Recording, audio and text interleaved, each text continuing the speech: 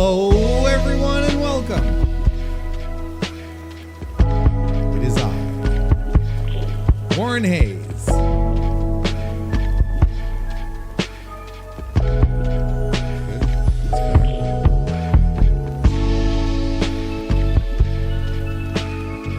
Is this okay?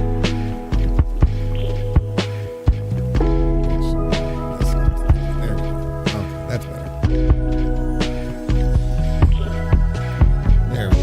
Okay, now we're talking. Now we got it. Now we got it. I'll lower the volume now. There we go. There we go. That's much better. Hi, everyone. Welcome. Welcome to the big Monday night stream here on the Mr. Warren Hayes Show. It's a new era here on the Mr. Warren Hayes Show.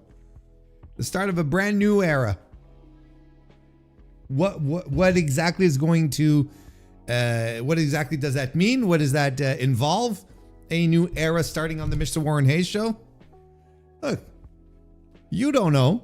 And more importantly, I don't know. So who cares? Welcome. It's another lovely evening that we are going to be spending here. Another lovely Monday night that we're going to be spending here together. Talking about pro wrestling. Hope you all had a lovely weekend.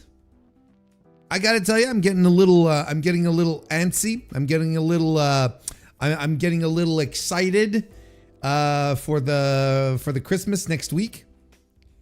I'm very trepidatious. I'm feeling a little trepidatious now.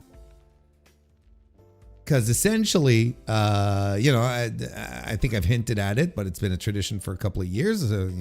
I get everyone comes here. I'm the maestro of the Christmas day. So I've got a lot of stuff I'd like to put together. Got a little bit, just a tiny wee bit of Christmas shopping to finish up. I'm thinking probably able to do that this weekend. Shouldn't be much of an issue. Yeah, that's the long and short of it. There's not much that's pretty much it, but I'm very much looking forward to everything. I like having the family over. I like having folks over. Makes me feel happy, makes me feel good. Enjoy having my people with me. And I enjoy cooking for them, more importantly. I enjoy cooking for them freaks. Which reminds me, I gotta set a reminder to start thawing my turkey, which would be Christmas is next Thursday, right? It's next Thursday, so that means Saturday, Sunday, Monday, Tuesday, Wednesday. Yeah, at least I'd probably have to get it on Thursday. I have the turkey. I'll probably have to start thawing it on Saturday, is what I'm trying to say. I think I have to double check the weight, make sure that everything's all right. But it's like I always say, every time I prepare Christmas dinner, every time I say, look, worst case scenario, we'll have pizza, right? We have never had a worst case scenario. I've always enjoyed doing I've always been successful. I always enjoyed, but I've always been successful on top of that. What's on the menu? Well, we got ourselves a bird, a big old Christmas bird. And I'm pretty traditional when it comes to the fixins. Then after, you got your mashed potatoes, you got your stuffing.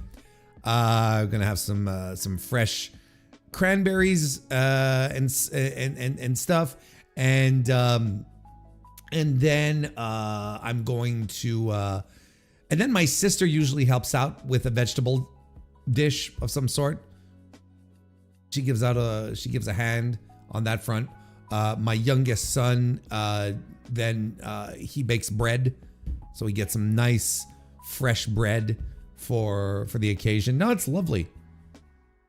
Make my own gravy. That's always fun. Where's the ham? Ham is an Easter thing. That's what I do around Easter. Get a lovely ham, but not at Christmas. Christmas, you got to get in that, yeah. Because don't forget, you American Yanks. You know, we don't have the November Thanksgiving, so it's perfect for us to do the turkey then. Absolutely ideal, even. I'm excited for that. One year, my mother she was like, maybe we should do seafood. Seafood. She says, yeah, you should do seafood. We should do seafood. This is before, like, when I was still a kid. We'll do seafood. We'll do like lobster tails, and we'll do clams and mussels. And I'm like, all right, you know, that sounds pretty good. But there was a legitimate revolt from the aunts and uncles. You're like, no. So we're not going to your place to eat fucking seafood. That's not what Christmas is about. So it's like, all right.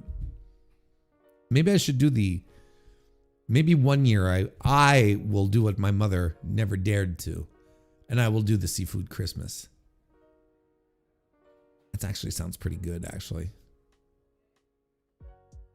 I usually make something chicken cordon bleu adjacent every year. Oh, there you go. There you go. That's pretty good, actually. That's very good. Why don't we go around and say hello to everyone since we're already chit-chatting. That guy 64, nice to see you. Welcome to the chat. Also, just happens to be a member of the Mr. Warren Hayes Show channel, and that is much appreciated. Thank you so much. Become a member today. So for Apocalypse, nice to see you as well. Welcome. Great to see you as well. Meggy O'Kenna, nice to see you too. Also a member of the channel. Very nice to see you. DJ Convoy as well. Nice to see you. Also a member of the channel. The Lord loves a burial and we need one by Cracky. I don't even care about Cena. I just go in on Hunter for an hour. Oh, he is not escaping my wrath tonight. He is not escaping it. Sports and Things Shows. Nice to see you, Carlos. Welcome to the chat. You need an indoor snow machine. What? No. But can you imagine the fucking mess that would make? Although it would be pretty awesome.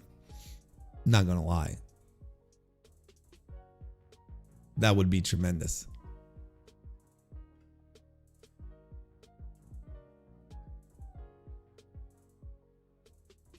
Big Lou Daddy, nice to see you.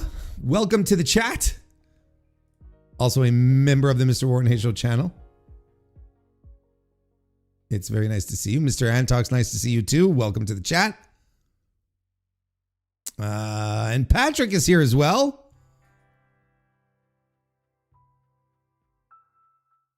It's nice to see you, man. Welcome. Welcome to the chat. Also a member of the channel. Pretty much, you know, majority of members of the channel. That's fantastic. The important lesson from this weekend is to never say, never give up.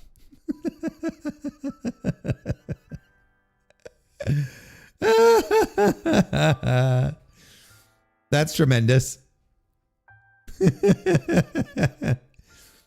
But I mean, it is sound advice. It is sound advice. Chinese food on Christmas. That's cool. Maybe I should do that one year. Just like make Chinese food, you know, get some spare ribs going, get some lo mein, some chow mein. Why am I so hungry all of a sudden? Like I ate. I had a lovely dinner actually. I had a very lovely dinner. I don't know why I'm thinking about food and like so stupid.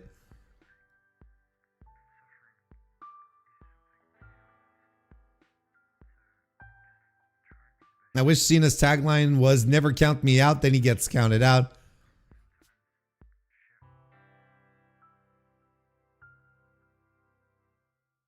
Make it a traditional Chinese food Christmas is just a platter away from your local restaurant. I know.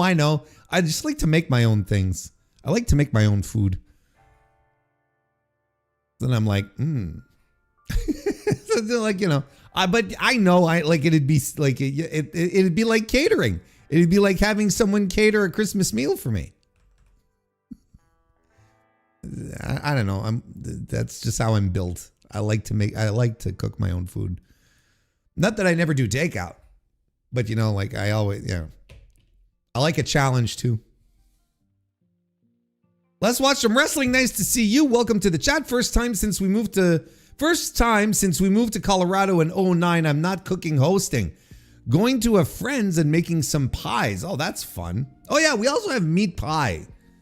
I forgot about that. We got the meat pie too on top of the turkey. We got the turkey, the meat pie, the mashed potatoes, the stuffing, the veg, the cranberries. Did I say the stuffing? Yes, I did. The bread. And we're going to have the meat pie too. There's a lot of food. There's a lot of food around my parts during that time of year. Lots of food. You know what I'm doing tonight?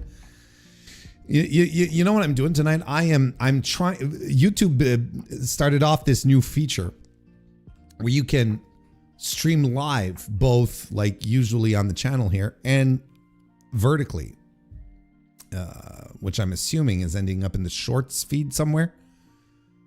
I'm trying that out tonight. I don't think it's going to work. Like obviously I'm in the studio. I can see what's going on and it's fine. But I think like if we go to the big board, I think I think when we go to the docket, this all falls apart. And I don't think there's a way to turn it off while I'm streaming. All the stream settings here. No, see, it's disabled now because I'm live. So we're just gonna have to deal with it if you're watching this. if you're somehow stumbling across this on vertical on the shorts feed or whatever, you're gonna have to switch over to the full size 16:9 experience as opposed to the 9:16 one. Yeah, so we'll give that a shot. What do we have tonight to talk about? It's a really good question. Thank you very much for asking. We are going to be talking about Cena's last match, and I'm actually going to be talking about the match because I feel like per usual, most of the discourse in pro wrestling, everything that people talk about, that people are talking about in pro wrestling today, or at least over the past couple of days, has pretty much nothing to do with the match itself. But I'm going to give you some takes about the match itself because I've got thought. I watched it. I ended up watching it. Broke my as I mentioned last week. I broke my vow to be done watching WWE. But I think this situation was warranted. I think it was warranted to jump in to watch the final match of arguably the most significant professional wrestling star of the past 20 years.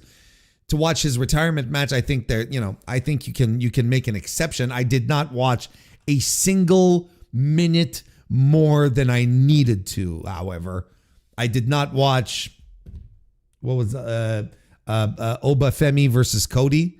I did not watch Sol Ruka versus Bailey. Who else? What else? It doesn't matter. I didn't watch it. I didn't watch anything else. So we're going to be talking about that. We're going to do our weekly wrap up of the Continental Classic as well, as we've been doing. And hopefully we'll have time to get into the Wrestle Kingdom announcement today, which is the finalized card for the show. If it is your first time here, consider subscribing. If not, well, thank you for being here. And leave a like on this stream, whether or not you are here for the first time or not. Just go ahead and do it. I'd appreciate it tremendously. Helps grow the podcast and all that good stuff. So yeah, leave some likes. If you're watching this on on the fucking thing, the vertical, right? The 916. Tell me, say, hey Warren, watching you vertically, watching your vertical, and it stinks or whatever, So Ruga versus Bailey sounds like a war crime. Yeah, it does. like it's the battle of the blown out knees. Jesus. It's maybe not necessary. I don't know. I didn't watch it. I have no interest in that. Anyway, so that's what we're going to be doing. That's what we're going to be doing here tonight. As far as discussions go. So there you go. Oh,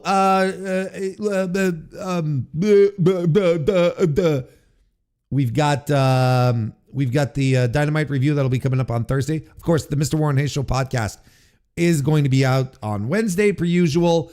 Then the Dynamite review this week will also be out. Now, here's the gimmick. Here's the thing. Here's the one thing you need to keep in consideration. I don't know if I am going to be doing a Dynamite review next Thursday because, a ho, and all of that. If I do indeed, it might be on Friday, might be on Saturday. It'll depend. Because like I said, I've got family here. I'm hosting. I'll squeeze in Dynamite at some point, but I don't know if there will be an immediate review. I probably not, in fact. Maybe Friday, maybe Saturday. We'll have to see how things go. One thing's for sure is that I will not be streaming next Thursday. That's 100% certain. I love you all, but you should all be spending time with family and friends and loved ones. Just make the family review it with you. Between you and I, that's going to make for a terrible, terrible video. It's just going to be like they're horrible at this. I'm like The Rock and my family is like Ava. Only I have the self-awareness to not put them on camera. You know what I'm saying?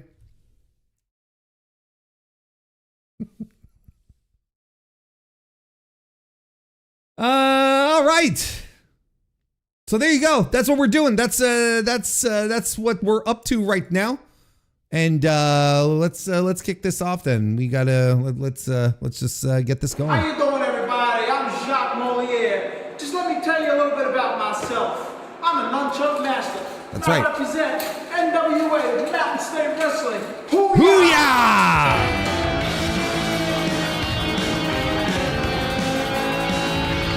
It looks terrible on vertical. Doc looks awful on vertical. He's like half out of frame. It's not working. I don't think this is going to be a permanent thing. Unless suddenly I get like hundreds of people dropping in. I don't think the vertical thing is going to stick for a while. All right. Did you like your lunch? No. That was a mistake.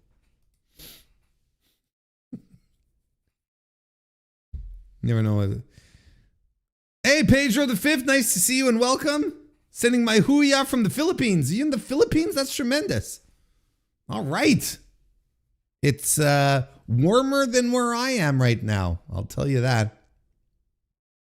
I heard that in the Moliere household for Christmas, instead of turkey or ham, Jacques insists on everyone getting their own Cornish game hen. He's one of those people. Oh, yeah, it befits him. I buy it. I 100% buy it. Warren Holiday Special when? Oh, yeah. Get everyone around and say with the whole Hayes clan singing songs and performing, telling jokes. Not enough old-timey Christmas specials anymore. Not enough of those. Those were extremely wholesome.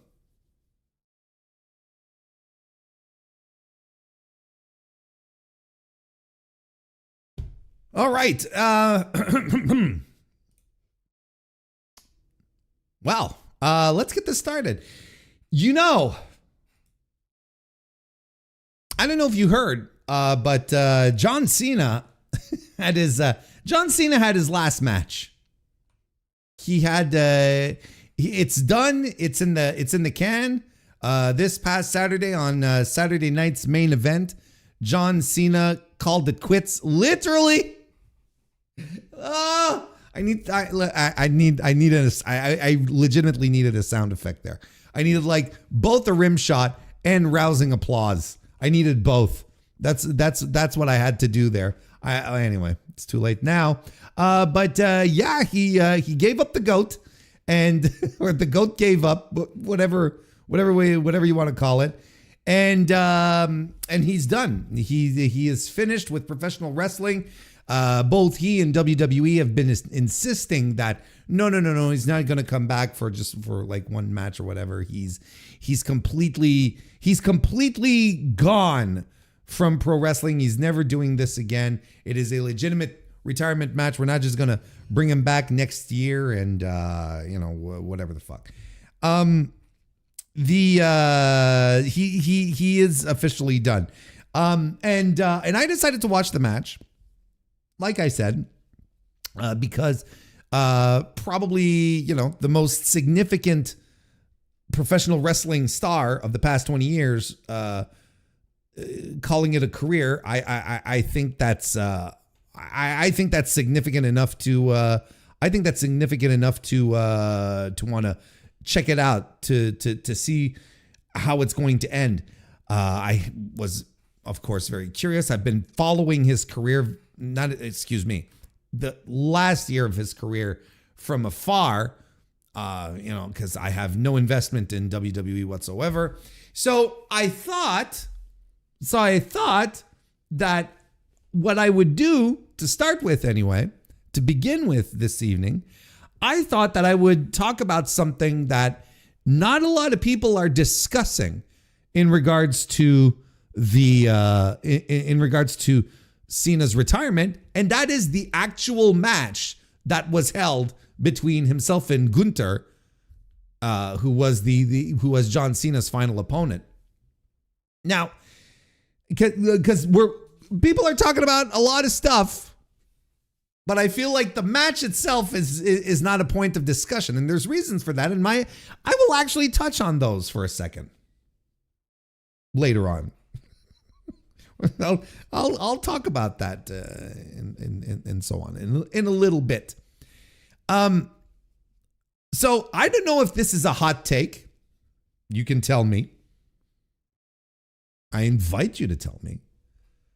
I believe I did not hate this match. In fact, I kind of liked it. I thought the match was good. Fine match. Didn't think it was terrible by any stretch of the imagination.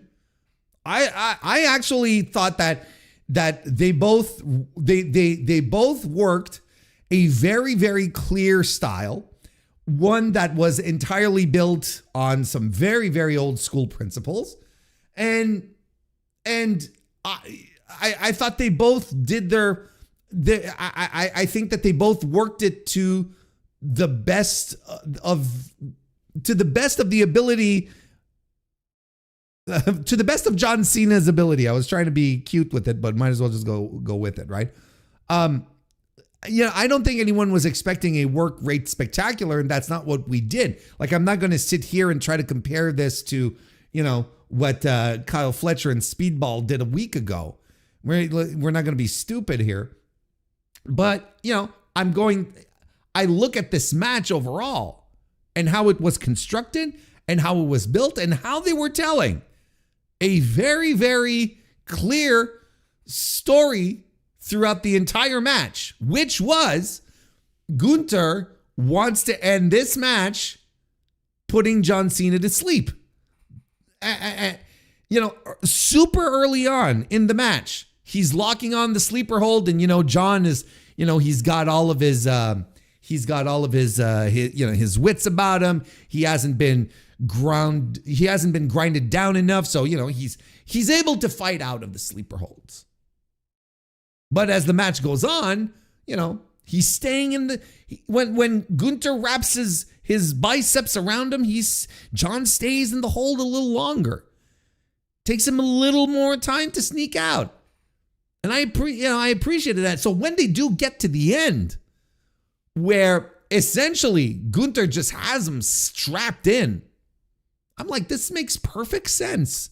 This has been very good. And yes, I was expecting, as probably most of you and most of the people watching in the arena and at home, I was expecting John to mount the big Super Cena babyface comeback and get the win. And I would have been like, well, okay, well, one more time, John Cena overcoming extreme adversity. He's the hero. He's the top guy. This is what John Cena does, right? So I was like, all right, nice little way for him to go out, but no. He gets choked out to the point that he liked it, that freak.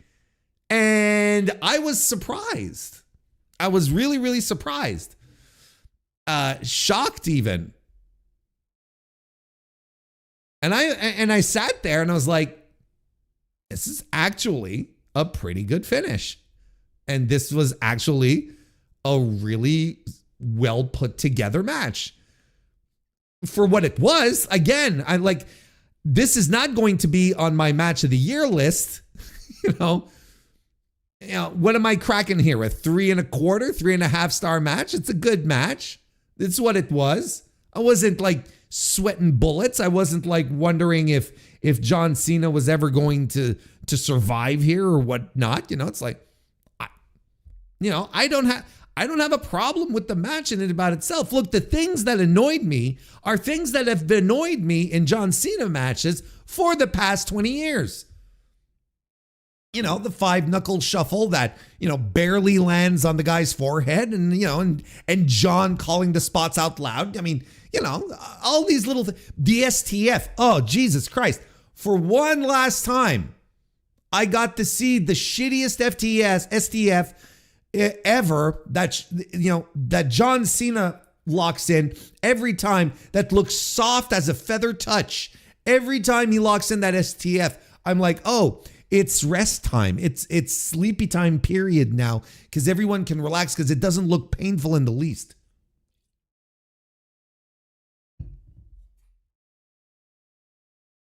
So, all these little things that already annoyed me with John Cena ended up annoying me one last time, But that's, that's just me. Like the work wasn't tight. It wasn't crisp. But, I love, the one part that I really liked was when Gunther does this little sequence where he's landing all of his big offense, right?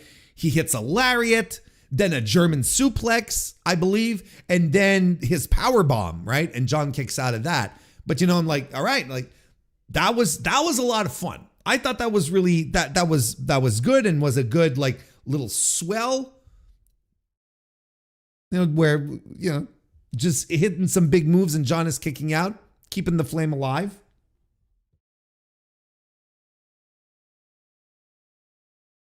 Like I said, it's, there was some nice little moments, but I think it was a well worked, for again, to the level that it could be worked, that it was well put together. I thought smartly put together with a very, very easy story to follow, but that was done very, very effectively. And we ended up getting a tremendous finish, I thought. One that surprised me, surprised everyone, surprised some people more than others. I will say that the goofy smile was absolutely unnecessary.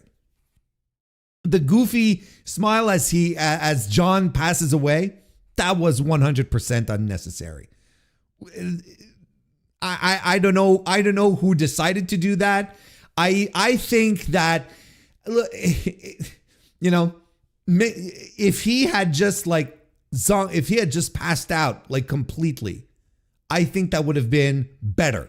I think it would have made the moment much more realer. And I understand why he did it. Okay. Like, I understand the psychology,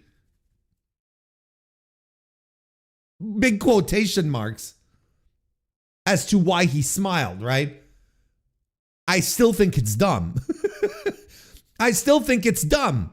Because, you know, in a couple of weeks, you know, I don't think Hiroshi Tanahashi is going to be smiling his way into oblivion if Kazuchika Okada slaps on the money clip. You know what I mean? Like, that's just shit that annoys me. It's shit that annoys me.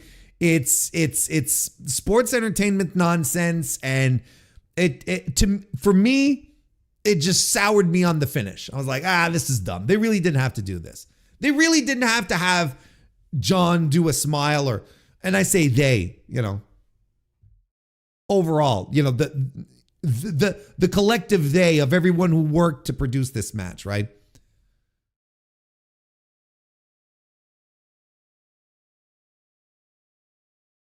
I don't know, but you know, I think overall it's minimal, because I think it's just distracting people from coming around to the fact that this was a good match. I thought this was a good match, and as good as you could get out of John Cena at this point of his career, right? But you know, fans today, they're not the same fans that were around when I was watching WWE and Cena was at the forefront. Because look, this is how much fan turnaround has happened in WWE. It struck me in this. It struck me in this match, particularly because I haven't been watching anything else, right? This is always with this caveat. So these are the things so if there's things here that strike me and you go, well, Warren, they've been doing this for months now. I'm like, well, you know, okay, but it's still bad. When Cena came out, people were singing along with this song. They were singing the "You Can't See Me, My Time Is Now" thing, those lyrics. The people were singing along. Now, this is a new thing. This is a new thing that WWE fans, wrestling fans have a tendency to do, and that is sing along to entrance songs, right? So I've never seen this is the example. This is the thing when I'm telling you that I have never seen or heard anyone do this, right? This is something new. This is where the turnaround kicks in. There are so many new fans here watching this who probably either were tiny little kids watching Cena back in the day, or just, you know, or weren't watching, because no one from that time period who would be still watching today would be singing along with "You Can't See Me, My Time Is Now." They wouldn't be singing that part of the song. They would be singing "John Cena Sucks" along with the horns at the start of the song, like any self-respecting wrestling fan did during the majority of John Cena's Super Cena run. That's what we did. And I didn't hear any "John Cena Sucks," which kind of sucks, because it's also like, now it's sort of become an endearment. It's sort of become a term of endearment. It's exactly like Kurt Angle with the "You Suck" stuff for his entrance theme. At some point, Kurt Angle was like, they're not really saying that because they don't like me. They're saying that because it's part, you know, they're in on it. It's part of the game, and they love me, and it's, you know, it's a term of endearment now. And that's exactly what it was with Cena and the "John Cena Suck." Again, not back like in 2010, but when he started coming back part-time, yeah, it absolutely became that absolutely became a term of endearment. It became just part of the lore. Now you did it ironically, whereas we back in the day would do it sincerely, where we were like, no, John Cena does suck. So to hear that, I was like, it completely baffled me, and it made me realize just how little I have in common now with the run-of-the-mill WWE fan, and how much they have changed. Because anyone that I was watching with back in the day, if they were watching this, their first thing they'd do is be up on their feet singing John Cena sucks, not singing along to You Can't See Me, My Time Is Now. No one did that. But these are new fans that are a part of the new way of doing things in WWE, who are there for the entrances, who sing along with the theme song. So they've adopted this part of Cena's theme, and they sing along to it because it's the easiest one to sing along to, I guess. But they don't do John Cena sucks. So with the fans having that level of difference, right, from back in the day to now, I can also understand why WWE fans didn't like the finish, even though I thought it was perfectly okay. Yeah, these fans, first and foremost, the fans that were there wanted a party. They wanted to celebrate one more time with John Cena, the conquering hero, at the top of his game, one last time, and just make it feel special, right? They wanted the feel good finish, and instead they got the opposite. They got a pro wrestling finish instead of a, sports entertainment finish, right? That's essentially it. So on one hand, they wanted the party, but on the other hand, they got a finish that they are not used to seeing, because WWE has trained their audience to not expect clean, decisive finishes in their pro wrestling matches. WWE has trained their fans to expect nonsense and interferences and surprises, and cash-ins and all this fucking bullshit, so that when your match, when it ends, when it comes down to it, and your match ends in a pro wrestling finish, they don't know what to do. They don't know how to react. They're like, wait a second, we were supposed to get, a celebratory finish here. Why is this ending on this note? It's not ending in the sports entertainment way. And you know how I know I'm right about this? How I am 100% convinced that I am right about this exact fact, that the finish that they got was not the finish that they have come to expect from WWE. This is why. Michael Cole, when the match was over, said, and I quote, "Tonight, professional wrestling has destroyed sports entertainment." So this was planned and executed in that vein. This is part of what they were trying to say. And I was like, Cole, what are you doing? Do you want me to stand up and cheer here? Like, this is actually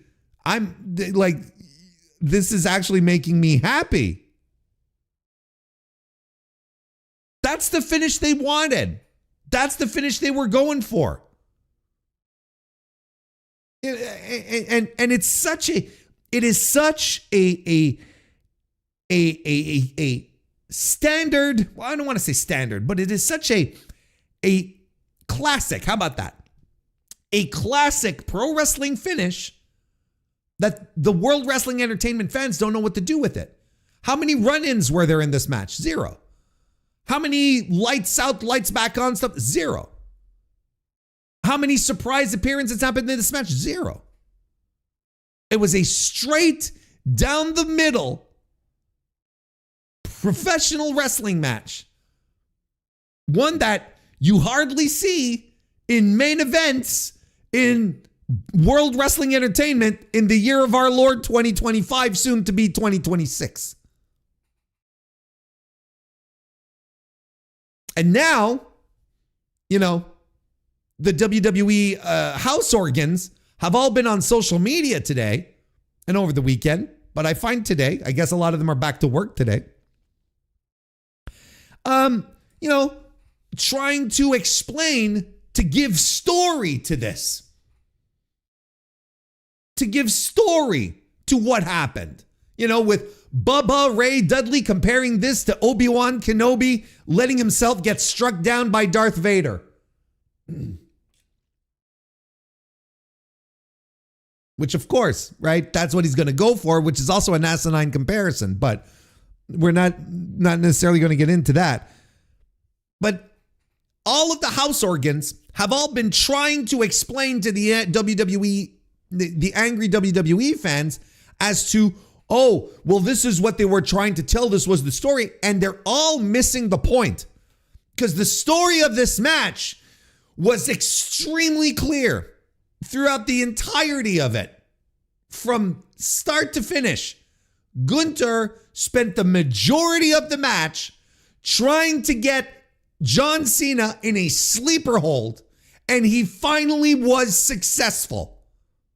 And Cena struggled, fought, but Gunther was better than him on this night. That's the story. You shouldn't be talking about fucking Obi-Wan Kenobi. There's no point. Because that's not the story of the match. That's not the story that was being told here. But you see, since the sports entertainment brained fans don't understand what's going on because they're not used to seeing pro wrestling finishes, the house organs have to create a story around the finish so that it'll resonate with the WWE brain rot. Whereas, again, I can't say this enough. Whereas they had a clear, really well done pro wrestling finish from a pro wrestling story that was told in the ring from top to bottom. So honestly, that's the thing. The WWE right now are reaping, it's the opposite. They're reaping what they have sown for the past 2 decades, training their fans to not be into this shit. And then they come and do that stuff and the fans revolt. They're not happy about it.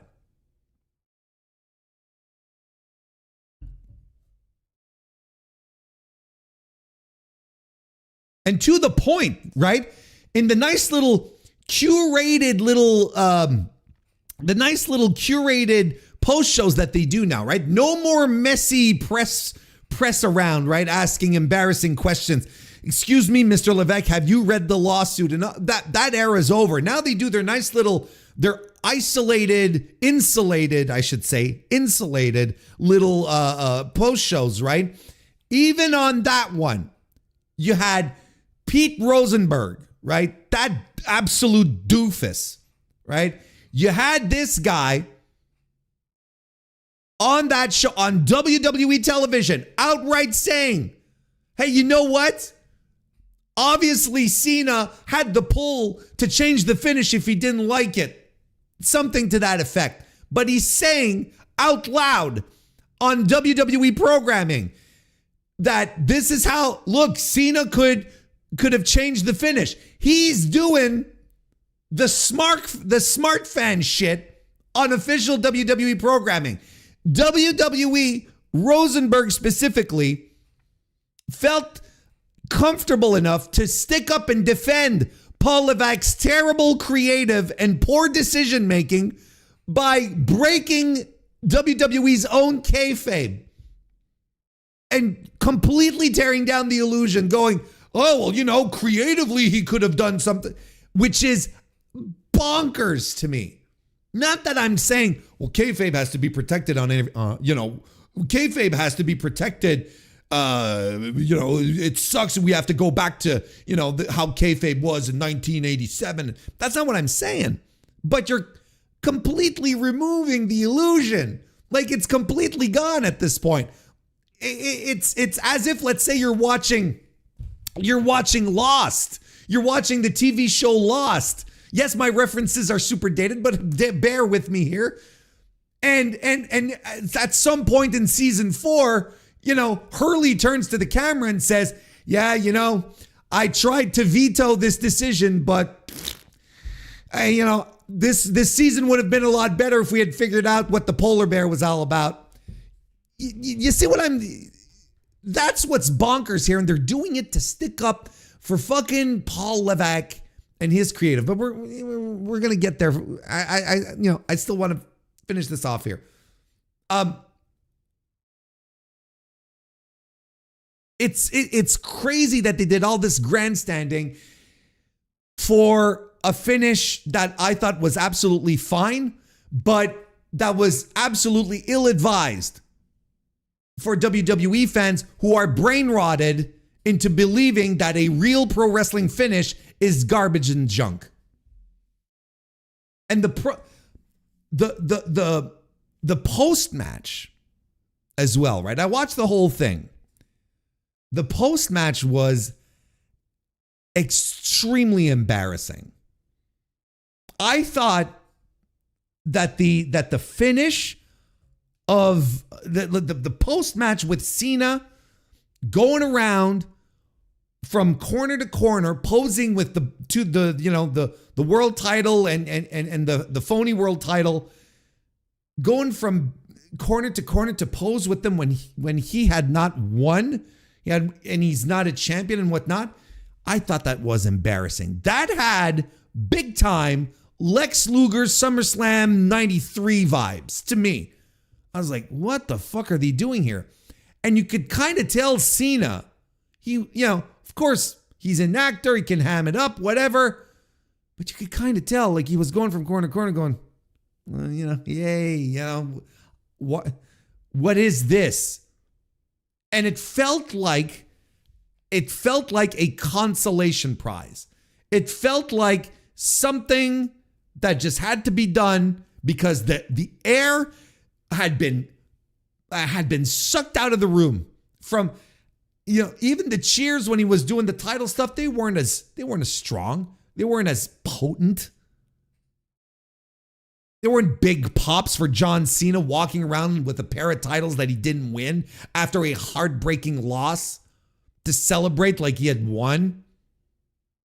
It was very, very discouraging. And you know what could have kept that from happening? You know how that could have been fixed? If John Cena won. If John Cena had won, none of this embarrassing, extremely embarrassing, I would say, what's the word I'm looking for? Emasculating? Maybe not. I might be going a little far there. But I can't find the word, but we'll go with embarrassing. That whole embarrassing display of him at the end would have been completely avoided if he had won the match. If he had just won the match, and if Paul Levesque had done what he should have done and just give the paying audience a party, a moment to celebrate with John Cena one last time with a big, big high. If he had allowed that to happen, if he had been, a fraction of the creative mind that he says he is, and as in tune with the audience as he likes to pretend he is, he would have let this happen. Oh, but Warren, Gunther gets the rub. We've talked about this. There is no more rub. There is no rub in this company. There's no rub to be had from John Cena. Not that you couldn't benefit from a John Cena rub. Mind you, What I'm saying is that the rub, as we usually like to call it in pro wrestling, it doesn't exist in WWE. First of all, a rub will only be as good as the booking that follows, as the follow-up booking. That will always be the case. You can have one guy, you can have Billy Kidman beat Hulk Hogan, but if the post-match, if the booking post-victory doesn't follow up properly, doesn't help create the star, what good is the rub? I mean, they already did the rub thing with Austin Theory and John Cena. How did that turn out? So, it's like,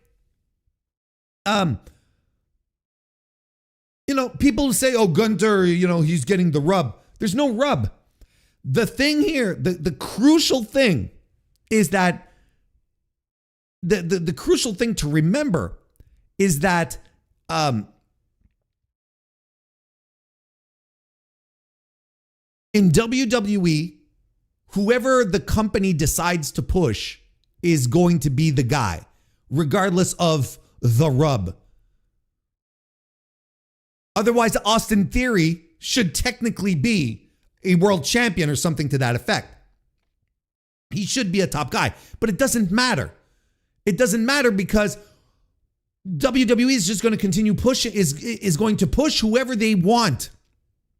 And their fans are going to take it and they're going to lap it up. That's just how it goes.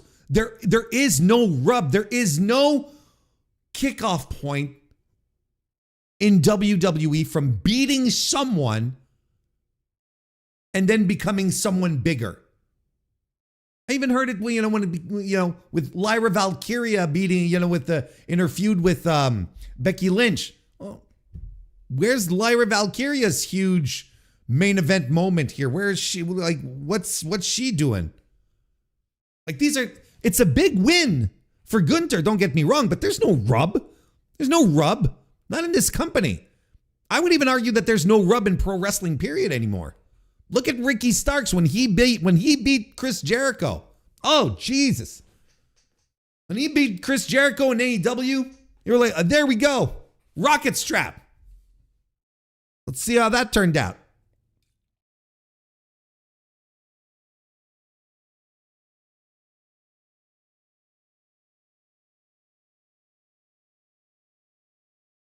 So look, ultimately, that's how I feel about the match. That's how I feel about the match and the post match and whatnot. But we still got more to talk about. We're not done talking about this match because there's more repercussions. There's more juicy bits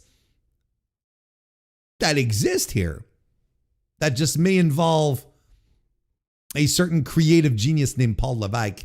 DGMC, nice to see you and welcome to the chat, member of the Mr. Warren Hayes Show channel. It is great to see you. It is also great to see Kristen Ashley. Hello, darling. Also a member of the channel. Welcome to the chat. Fuck your mama, nice to see you too and welcome to the chat. Glad we thought of the same thing.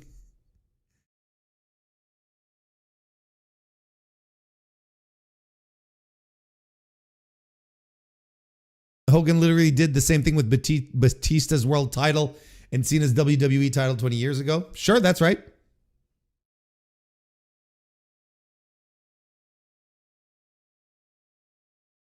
A WWE employee fully breaks kayfabe on WWE programming and literally says it's scripted, yet indie wrestling is killing the business. There's just no standards. That's just it. And there's no standards from wrestling fans either. Like, again, I want to make it clear. I'm not sitting here trying to say, oh, kayfabe, we have to protect it. I don't give a shit about kayfabe in 2025. I really don't. Didn't give a shit about it in 1996, and I care even less about it today. But I can respect that. I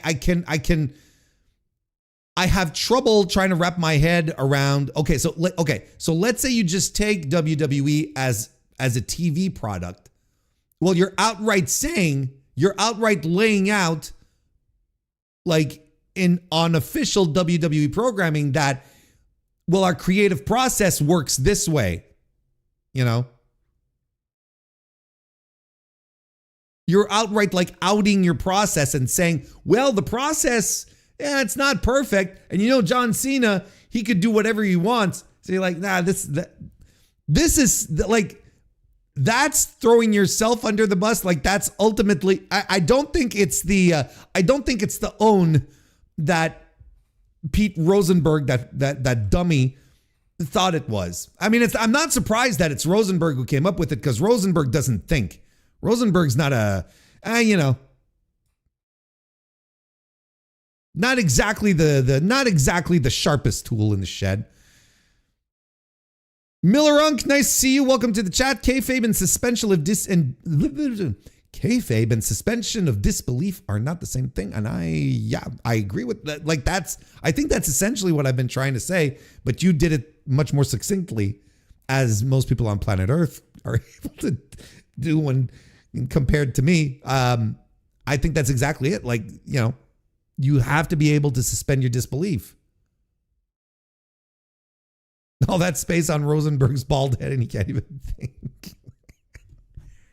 I'm glad you're back, that guy.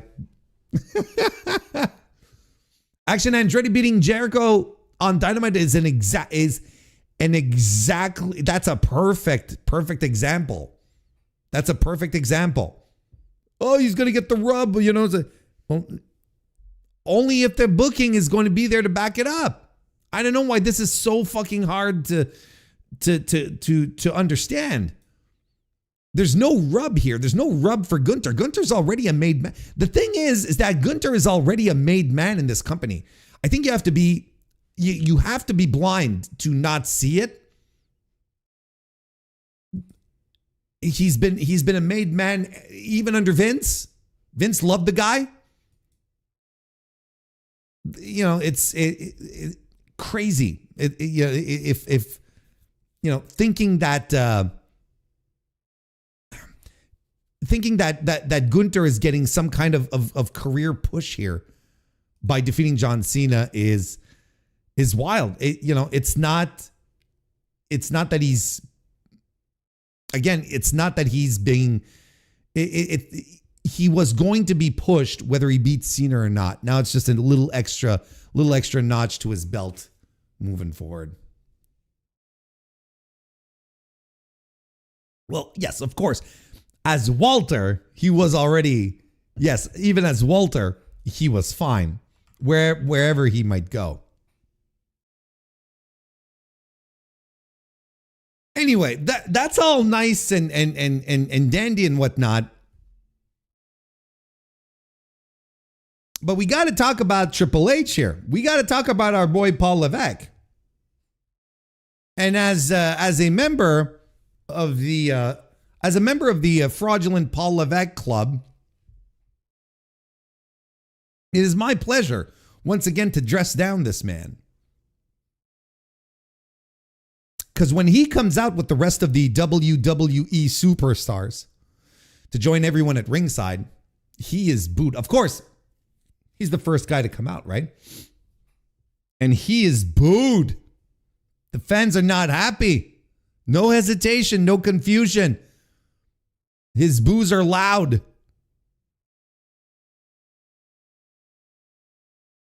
The fans are 100% expressing their disgust here.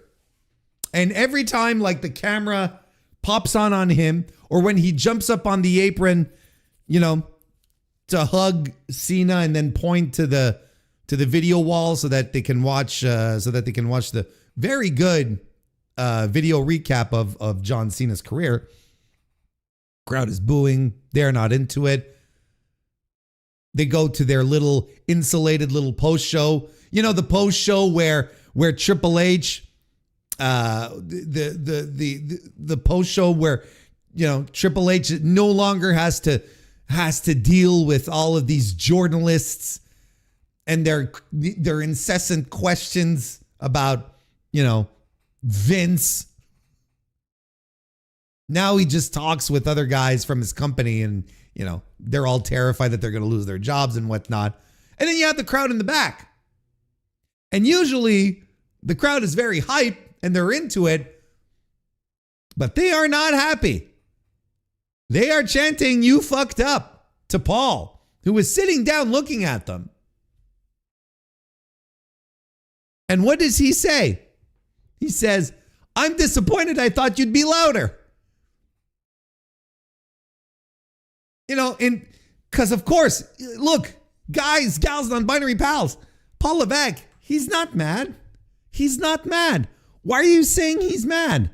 Don't put in the papers that he's mad. He's not mad. Paul Levesque is not mad. See, he's like, "I thought you guys would be angrier."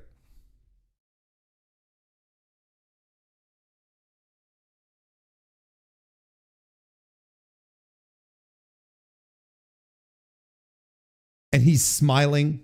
This is the report, right? This was fed to Fightful today on the Monday, 15th of December, was fed to Fightful that during the finish, Paul Levesque was smiling in gorilla. So he's not gotten to. He's not mad. Look, we got all these reports saying he's not mad. And he's smiling. He thought the reaction would have been louder.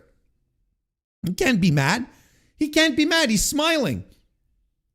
What reaction did he? So, okay, the reaction wasn't loud enough. What reaction were you expecting to get, Paul? Because I'm pretty sure you weren't expecting to get AEW chants on your programming. I'm pretty sure you weren't expecting to get "We Want Vince" chants, right?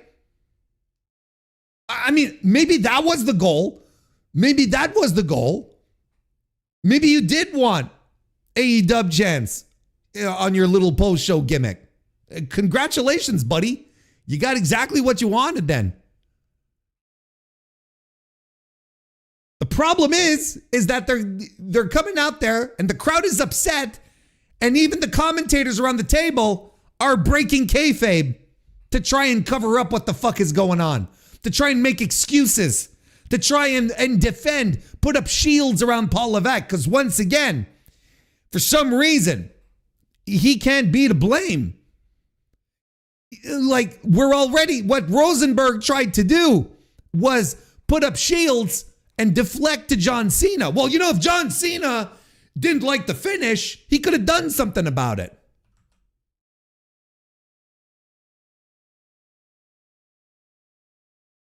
But again, like, we're in a position where, look, the thing is that I agree. I agree with Rosenberg when he says Cena could have probably just pulled a power play and say, "We're not doing this." He could have. And maybe this is the finish he pushed for too. We don't know. But ultimately, there's one guy in charge. And I say the same thing with Tony Khan whenever there's shitty stuff that happens in AEW, and it applies here as well. There's one guy who decides what goes on TV and what doesn't. There's one guy who rubber stamps everything. And it is Paul Levesque. And whether it was his decision or not, just like the WrestleMania debacle with The Rock and Cody, whether it's his call or not, it is his decision. It is his call. He's in charge of creative. Creative stinks. It is his fault. He will be the first to tell you how much of a genius he is when everything is great. Whenever they're packing up houses and beating arena records again, like, he will be the first to pat himself, and flex and give you a big smile. But when things start to go wrong, though, when things aren't exactly, then suddenly it's someone else's fault. And that is fucking bullshit. That is absolutely fucking bullshit. And they tried it on Cena. They tried to scapegoat him a couple of months ago when they were saying, about, John Cena wanted Brock Lesnar when they brought Brock Lesnar in. And people were going, ill-advised. When Brock Lesnar showed up and people went, maybe not a good idea considering the context. Look, Paul, we know you haven't read the lawsuit, but this probably wasn't a great idea. And then Levesque was like, well, it's John. John wanted Brock. Brock, he did what? And what did John say in an interview? He didn't make a big deal out of it, but he did let it slide. He said, look, I just show up and they tell me what to do. And then Rosenberg goes and says, Cena could have changed and meanwhile, Cena is like, nah, I just show up and tell me what to do. Look, they could all be bullshitting. Don't get me wrong here. They could all be bullshitting. But from what I pick up publicly is that Cena has no time for this bullshit. Has no time. And he's not going to be taking the fall for weird decisions that Paul Levesque is making, right?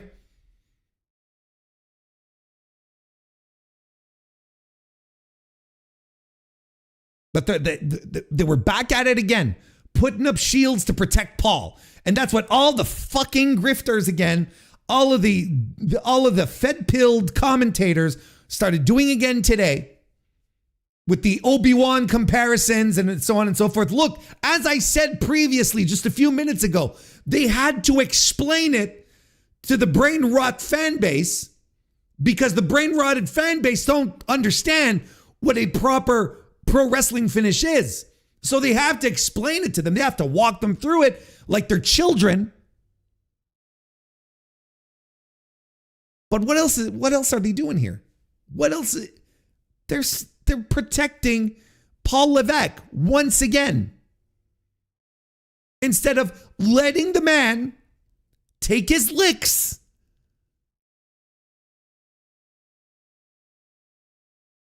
For having come up with a poor decision and just some poor creative this entire year. I would argue that this finish would have been much better received if this entire year of John Cena's retirement had been better booked. Because let's be honest, I think it is pretty much universal. John Cena's retirement year stunk.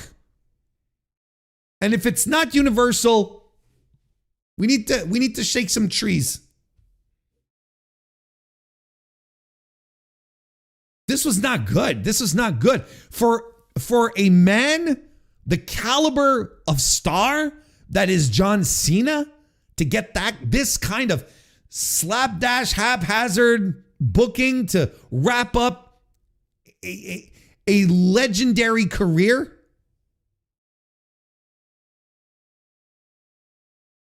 No, they should be dragging Triple H out and to tar and feather him. And he should be taking his licks like a man. But you see, that's the thing, is that this man is extremely gotten to. He is the thinnest skinned person working in wrestling today. All right? He's doing the post show and he's trying to talk through the you fucked up stuff. But then when the AEW chants start, when the we want Vince chants start, you go back and watch it and you will see him cycle through his emotions live on TV because he's not a good actor. He likes to think he's this stoic, hard to read poker face dude, right? This alpha male. He likes to think it, but he's not. He's paper thick. You can read this fucker like a book. The smile fades. You get the tightened jaw. It's like, Ugh. He's pissed. He's pissed as all as this is happening because he's trying to talk. And then you got his own fans in the background chanting for the other company, which by the way, Why weren't these fans chanting for TNA, the number 2 company in North America, in the United States? Why were they chanting? Why were they not chanting for TNA if TNA is the second biggest promotion in North America? Why were they chanting AEW? Why not TNA? Anyway.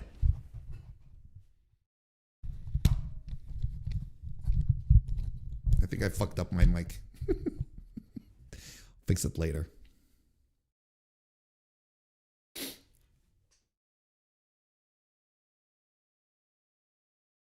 But he's angry. He's sitting out there. He's angry. He is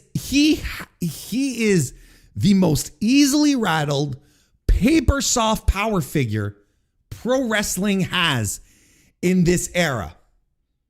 And it's crazy because at the same time,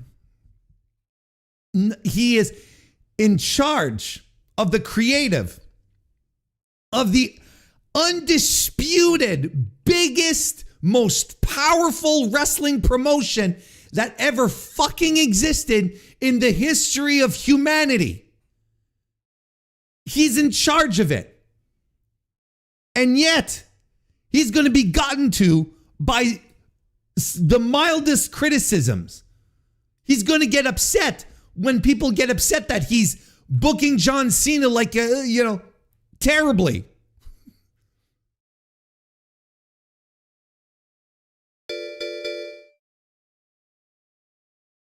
It's crazy. And, I've already heard people suggest that Levesque should lean into a Mr. McMahon type deal now moving forward, right? He has what he should do is become a Mr. McMahon type and lean into the hatred, right? And just do a Vince thing again, right? Because first of all, because he doesn't have any real ideas of his own, first and foremost, but also doing that is a good idea. Here's what I say to that. I say he can't do it. I say he won't do it. Because Vince embraced the hatred, but Triple H wants to be loved. He wants to be appreciated. He wants to be put on a pedestal. He is desperate to be liked in a way that he never was when he was a pro wrestler. When fans knew and saw that he was overrated, that he was in that position out of circumstance, while he was cosplaying as a top guy. He was never that way because his peers were much more popular than he was and openly disliked him on top of that. He was rubbing his hands together when John Cena and The Rock both left the company. And he was like, all right, I'm up next. And then this John Cena fella comes out of nowhere. Now that he's in power, my theory about this man stays intact. And look, pretend that the Santa hat right now is a tinfoil hat, okay? Purely conspiratorial. It is a theory. My theory remains intact, though. He's going to use the power that he has now to make sure that wrestlers that came up alongside him, the ones who were better, more popular, more beloved, better workers, he is going to make sure that they never outshine him again. He is going to make sure that the biggest star in World Wrestling Entertainment is him. I'm being highly conspiratorial here, but I find it really, really hard to believe that he could not plot a clear vision for John Cena, the biggest star of the past, wrestling star of the past 20 years, a truly legendary career, 100% Hall of Famer. I don't understand how he was unable to give this man an incredible send-off outside of him throwing his weight around now because he feels he can.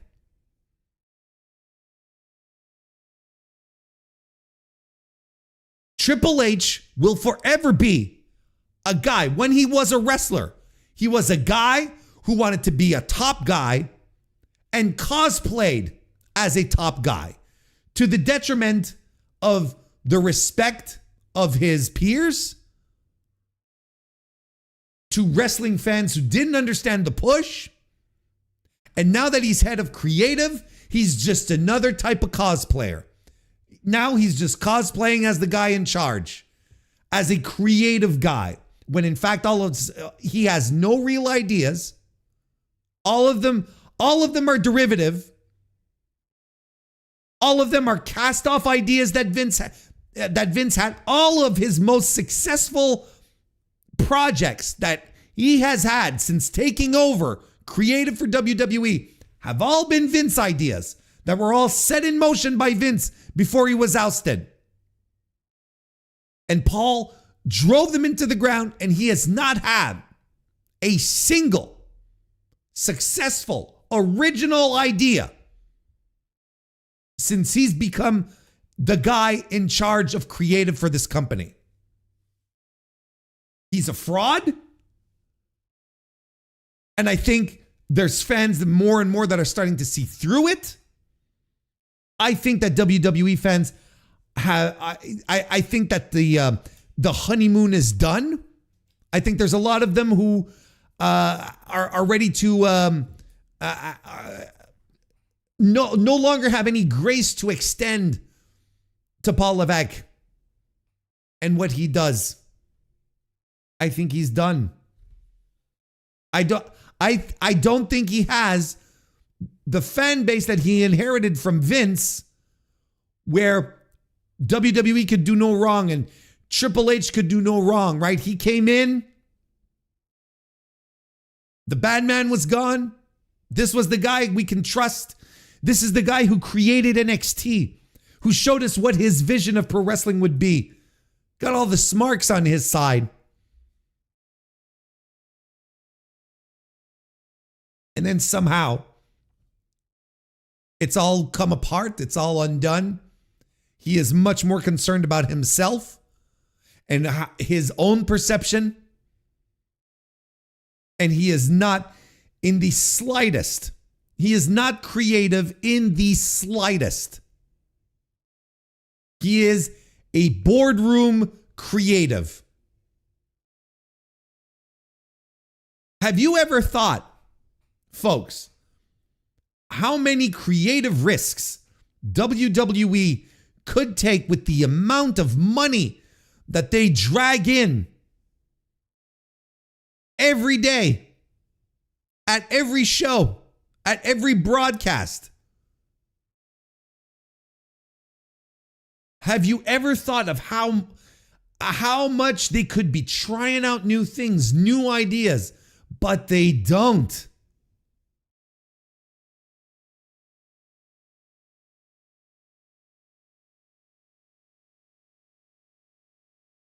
They just don't want to do it.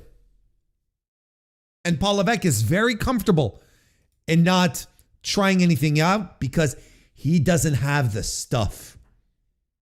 He doesn't have the ideas or the creative mind to pull it off. He's a cosplayer. Always has been.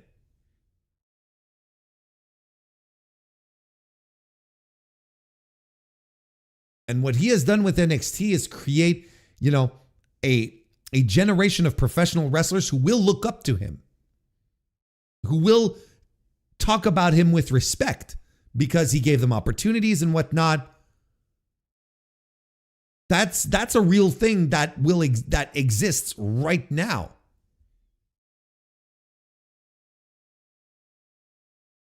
But he had to do that because his peers, none of his peers respect him. And I want you to think about another guy who's looking for the NXT job once Shawn Michaels is no longer around, and how much respect that guy commands from his peers. I want you to think about that too. Isn't that interesting? Anyway, Paul Levesque is a fraud. He's a creative fraud. And it is my pleasure once again to dress him down. And he should be getting all the blame. There's no deflections to be made. If you are upset with the finish and you wanted to see John Cena get a good, positive, exciting send-off, there's only one man to blame. And it's not John Cena, who could have changed the finish if he wanted to. No, it's one man.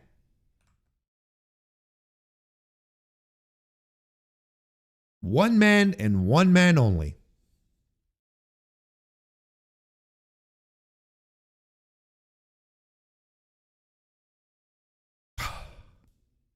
Hey, we got some super chats. Thank you for the super chats, DGMC. I appreciate it. This is exactly the exit Cena deserved. Perfectly mirrored and encapsulated his career over the past 20 years. Let me enjoy this catharsis, Warren. Yes, I mean, I don't disagree. I don't disagree.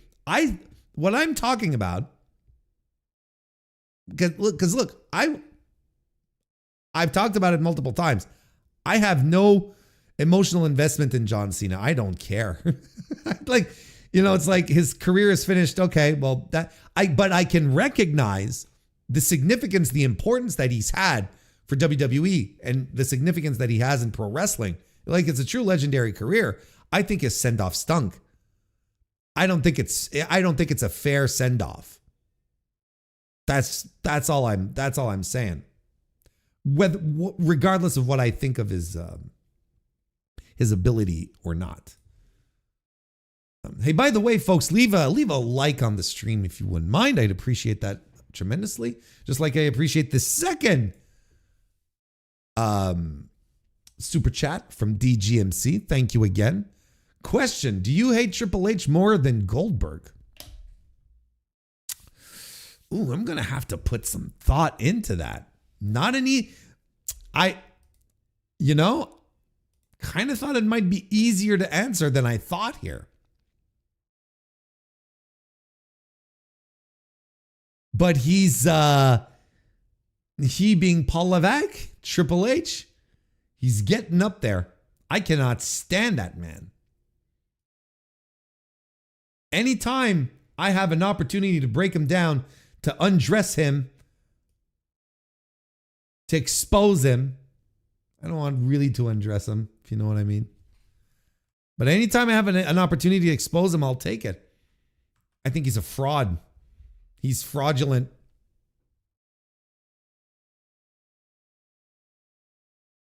Thank you for the super chats. Did you hear, again, tonight, as this is going on, there's the Monday Night Raw, right? Triple H announced today, it's the start of a new era. What is this? This is the 6th new era that started in WWE since he took over. He's so full of shit. He's so full of shit. He just says things. He throws things around. He keeps saying, oh, there's going to be surprises. You never know what's going to happen. And nothing happens. He is so full of shit. And I know, look, this is wrestling. He's a promoter. I get it, But you can also dislike promoters for just being constant, outright liars. Shameless, constant, outright liars. You can actually get, you can get upset about that. Even if you do, well, it's wrestling, who gives a fuck, I get it. Another super chat. Thank you very much, DGMC. Holy smokes. And I'm pretty sure that, yeah, you're safely at the top of the chat leaderboard tonight. Thank you again. A weekly segment where Paul Levesque says something nice, where Warren says something nice about Paul Levesque, coming in 2026. 63 characters left. There's a classic. No, I'm not doing that. It was it was already hell to do that with Goldberg. I'm not doing that with I am not doing that with Paul Levesque.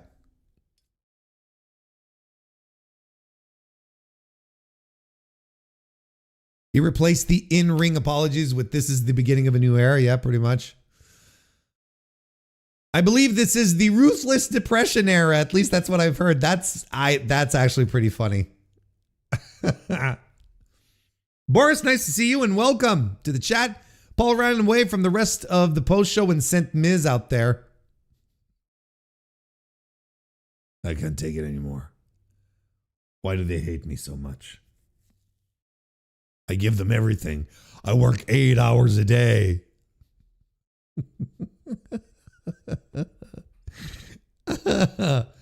Oh, he's so constructed. He's such a fucking phony.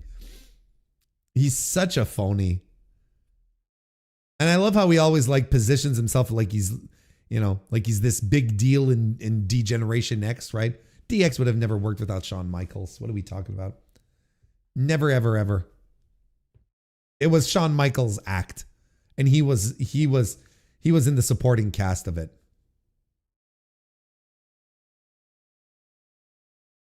And regarding NXT, turns out booking a promotion where your top stars cycle out as soon as their title push story ends is just easy mode booking, right? Turns out that when you have no, turns out that once your champion is done, they leave the territory. Turns out it's pretty simple. DX would have never rose to the heights that it did without Swoggle. Is that a short joke? Paul can't create a good TV show. Even at NXT, the weekly show was meh, but he skated because of the takeovers. The takeovers were untouchable. You could destroy Paul's sweater because it'll come undone. It's good to know if this does mark a downturn, the footage of him walking to the ring with booze will be used for the rest of time. I will not forget it. I mean, they'll never speak of this again, right? Hey, Hikaru, nice to see you. Welcome to the chat as well.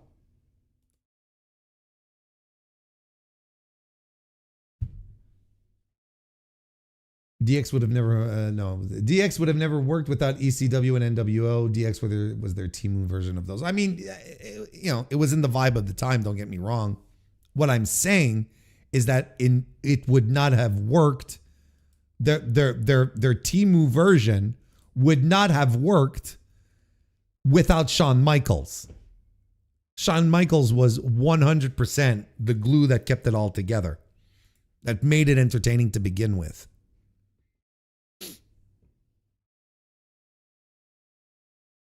All right. Thank you again, everyone, for being here. We're not done. We've still got some topics. And Swoggle, yes, of course. We've still got some stuff to talk about. Listen, if you're watching this on the on the vertical, I'm sorry, I can't like. So come watch us in the full screen, because this is not going to work. We're gonna talk. Let's recap the Continental Classic. Let's see where we're at right now in the C2. Which, chat, correct me if I'm wrong. I want your thoughts. Is this the best edition of the C2 so far? Is this the best edition of the Continental Classic so far? Because your boy Warren has a tendency to say yes. Yes, it is. Yes, it. I really do believe that that this has been absolutely killer so far. Well, okay, yes, that guy. no Shelton Benjamin this year is indeed a jumping off point for that guy. That's fine. Let's take a look at the standings. We actually have full resolution images this year. In the Blue League, what am I talking about? It's the Gold League. I have the Gold League right there and I say Blue League? What's wrong with me? In the Gold League, Kazuchika Okada, Speedball, Mike Bailey, and Kyle Fletcher are all at the top with 6 points, followed by Kevin Knight and Pac with 3, and Jungle Jack Perry with the big old goose egg still doesn't have a single win. So, I was looking at this earlier, assembling some thoughts. There is no one right now who is mathematically eliminated, or even that I would say is soft eliminated. And, the soft eliminations in the G1 is essentially someone who is not technically eliminated, but because of the number of matches that are left and the opponents that they have left to face, or because of context, because of the top of the league or the block not being very, very high up, and because of maybe non-mathematical things, but just like logical reasoning. Sometimes you can just like soft eliminate someone and say, well, this person here is not going to make it. But there's no one here that we can exclude from the conversation so far. Okada and Bailey and Fletcher and Knight both have 2 matches left, whereas Pac and Jungle Jack, they still have 3 matches left. So there's still a potential for Fletcher or Okada or Bailey to score another 6 points and get up to 12. And I say either Okada or Bailey because they still have to fight each other. So either Okada is going to make it to 12, or he's going to make it either he's going to make it to 12 or he's going to make it to 9, or it's going to be Bailey because they both have a match left. So neither of these guys has the potential to make it to 12. But Kyle Fletcher does. He has Pac left. He has Jungle Jack left. You could assume, you could say that the strongest competition for Fletcher is behind him right now, right? I don't think Jack Perry is necessarily going to be a problem. And Pac might. Maybe you could justify a loss to Pac without much of an issue, right? But somehow I feel like Kyle Fletcher is going to end up in the he's going to be number 2. That would be my prediction. I still think Okada's winning, and I think Okada's going to be number 2. And what's going to happen then is that Kyle Fletcher, being the number 2 seed of the Gold League, is going to meet the number 1 seed of the Blue League, who is going to be Kyle Fletcher, and that is going to cause a disaster.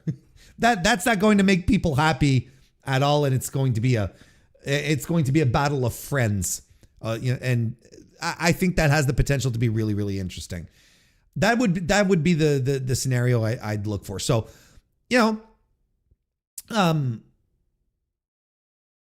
we'll have to see how this turns out. There's always the possibility of draws as well. But pretty much everyone still has the potential to score high. Jack Perry, if he look, the next match that Jack Perry loses, he's out. Like the next match he loses, he's out. Whether it's Fletcher, Bailey, Pac, he's gone if he can't win the next one. Because otherwise his potential then will be to only get up to 6 points. Right? And there has to be a result when it comes to Okada and Speedball. There has to be a result. So one of these two guys, even if Bailey loses his match to Perry and Okada loses his match tonight, either of these two guys are going to score some points. They're either going to score 3 or they're going to score 1. So if Jack Perry is at 6, so Jack Perry absolutely has to be at 9 to have a shot to still be in it. That's the floor he has to clear. So the minute Jack Perry loses a match, he's completely done. What matches did we have over the past couple of days? I just realized I don't have my notebook with me. I don't have my notebook. Why do I not have my notebook? Where I keep my notes, my match notes.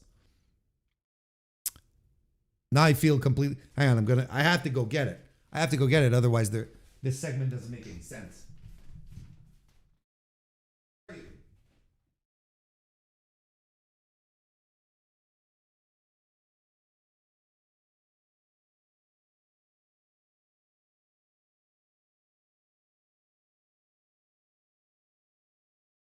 All right. We're back. Great job, streamer. Excellent work. So let's see. So as you can tell, I am not super prepared. So if we go back to last Wednesday's Dynamite, which would be the last time that we talked about the C2, we had Jack Perry versus Kazuchika Okada, which was good. I enjoyed it. I thought it was good.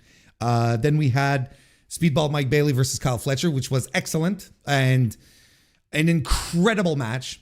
Like you've all heard about it so far, right? How fucking great this match is. And if you haven't seen it, you absolutely have to double back and watch it. You have to find time to do so. It was phenomenal. Like a great piece of business for the Gold League there. And then the next Gold League match was this Saturday on Collision, Speedball versus Kevin Knight, which was very good. Another excellent match. That was tremendous. And that's it as far as the Gold League goes. Those were the matches we had. Yeah, I gave Bailey versus Fletcher 4 3/4 stars. Just an absolute delight. What a great fucking match. What a great match. I thought it was absolutely fantastic. C2 is becoming my favorite time of year. Yeah, I mean, look.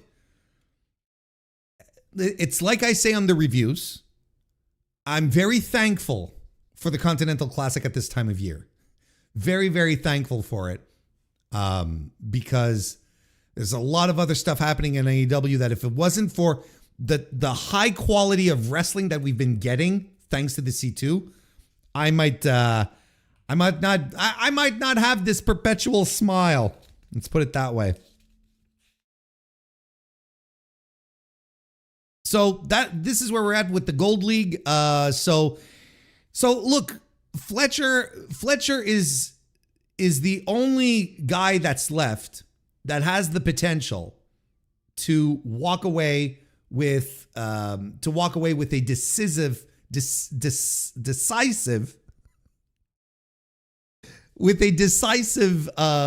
win. He's the only for the block, right? With the full 12 points. He's the only guy who can do it because, like we mentioned, Speedball can't. Well, or Speedball or Okada. I'm sorry, it's either Fletcher or Speedball or Okada. It'll be either one of those. It'll be 2 out of those 3.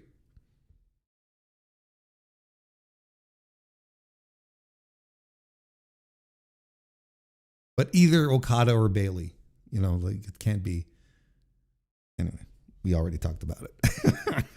We already mentioned it. let's go take a look at the Blue League side of things, where things got really interesting this weekend. We've got Claudio Castagnoli and Konosuke Takeshita at 7 points because they went to a time limit draw and their match on Collision this weekend. So they are currently tied at the top with 7 points. John Moxley, Mascara Dorada, and Orange Cassidy all have 3 points. And Roderick Strong is at 0 still. Roderick Strong is in the exact same spot as Jack Perry in the Gold League, where if Strong loses his next match, he's done. He's out of the tournament.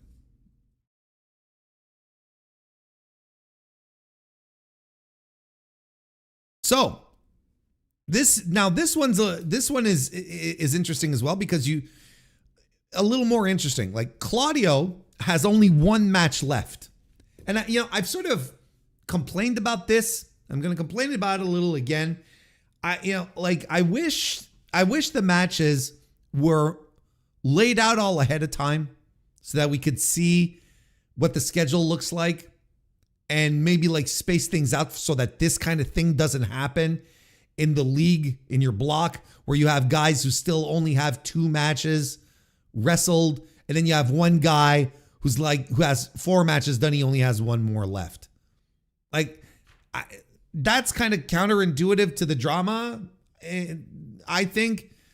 So Claudio, essentially, the best that he can hope for at this point is to finish with 10 points. That's the best he can hope for. He can hope that John Moxley doesn't win his next 2, because if Claudio wins and is at 10, and Mox then gets 6 points, wait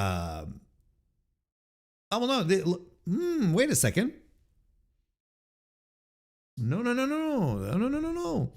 If Claudio wins his next one, Moxley is out. If Claudio wins his next match, Mox is out. Because the maximum that Mox can get now, because he's got 2 matches left, is 9. So we're figuring this out live here. Takeshita has the potential to get 13 points if he wins his next 2. So he is in a position where he could be where he can get to double digits, just like Claudio, but a higher double digit number than Claudio. And Mox, then, the best he can go for is 9 points. So that's very interesting. Same goes with Roderick Strong. Strong has to win his next 3 matches, which seems a little improbable. Seems improbable. He might beat Claudio, though, because I don't think Claudio's moving forward. I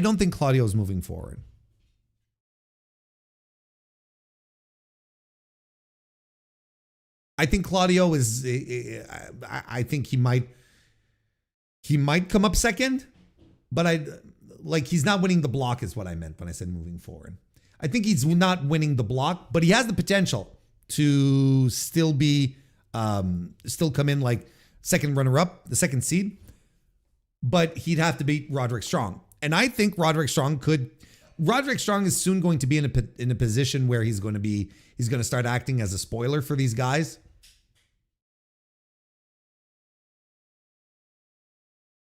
Because he's got both of the Death Riders on his card left, so we'll see. Mascara Dorada has a potential, could make 9 more points, so he could be up there at 12. Seems doubtful. And it's the same thing with Orange Cassidy, but Mascara Dorada's second seed,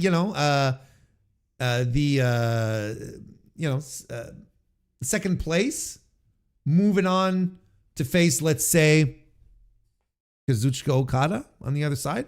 Could be for a fun pay-per-view event. That could be interesting. I'd be surprised. I would legitimately be surprised. You'd have to beat Takeshita, which is very improbable. Roderick Strong, maybe. Orange Cassidy, maybe. Those are two that you can throw out there more. But I have the impression that Konosuke Takeshita is going to be super protected, super duper duper duper protected throughout the what's left in the C2 because of his main event that's coming up on January 4th. Well, it's not going to be the main event. We're going to talk about it in a second, but his big match in the Tokyo Dome. I think he's going to be protected. I think that's why Tony Khan went with the draw. 2 world champions in 2 partner promotions. And Tony Khan went, look, I'll protect both of your guys. We're not going to do, I'm not going to screw around with your titles. And, I would assume that New Japan would be telling Tony, hey, you know what? We would like it if our guy didn't lose. We would like that if our guy didn't lose because, he's going to be in the biggest match. He's going to be one of the biggest matches of our biggest drawing Tokyo Dome ever. So we kind of like him to come across strong. Look, I wouldn't be surprised if Takeshita wins his last 2 matches. Look, I've been saying this since we started speculating on the C2. I think Takeshita is winning.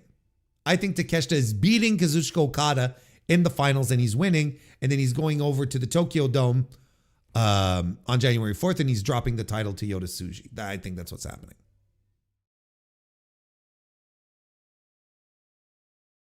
So I wouldn't be surprised in the least here if Takeshita wins his next 2. If he wins his next 2, well, then that means that Mascara Dorada will be up to 9 points, which could still potentially could still potentially mean that he could move forward. Potentially, but not necessarily. Definitely not a lock. Let's put it that way. And look, I wouldn't be surprised if, Dorada finishes with a pretty good record. He could beat Roderick Strong. He could beat Orange Cassidy, get 6 extra points, finish with 9. I think that's very respectable for a guest coming in. But there's no way he's beating Takeshita. There's just no way. It's the second spot that's going to be interesting. Is it going to be Mox or is it going to be Claudio? And now that Claudio was in a draw, there's no chance for Jon Moxley or Claudio Castagnoli to get the same amount of points, to even out at the same amount of points and then have to use a tiebreaker.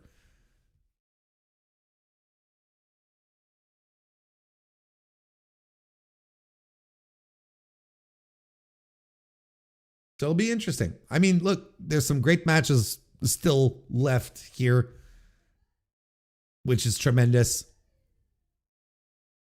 And in the Blue League, we didn't have that much Blue League activity over the past few, but we did get, let me see through my notes. We did get Konosuke Takeshita versus Claudio Castagnoli, which was incredible. That was so good. That was so good. Just a fight. And you know what? Like this was a 20-minute match and it just blew by. Just absolutely blew by. And on a great collision on top of that. Like the collision this week was a blast. It was so much fun. But yeah, I gave it 4.25 stars for Takeshita versus Castagnoli. Look, I'm telling you, I think the level of competition in the C2 this year has been extremely good. I think it's been better overall than last year. They're really finding their footing here. And when I say they, I mean AEW, principally Tony Khan, basically filling out fields of guys who are able to get in there and wrestle and have these high level pro wrestling matches that you would expect in these types of round robin environments. It sucks for Darby Allin, don't get me wrong. But they're really it's taken a couple of years, and I think we might have a couple more to go, but I feel like the identity, like the identity of the Continental Classic is becoming more and more focused year after year. Like, don't forget the first year, right? We had a three-way in one of the leagues to determine the winner, which I absolutely hated. I was like, how do you get a three-way in this block here? That I completely hated that.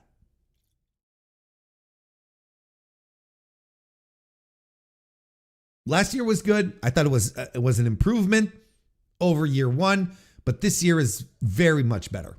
I think this one is much, much better again. And they're really finding the groove, and they're starting to feel the identity of the Continental Classic. So there you go. And what's unfortunate is that it's hard to compare whether or not, year over year to see if the C2 is indeed still a ratings grabber as it has been over the past couple of years, So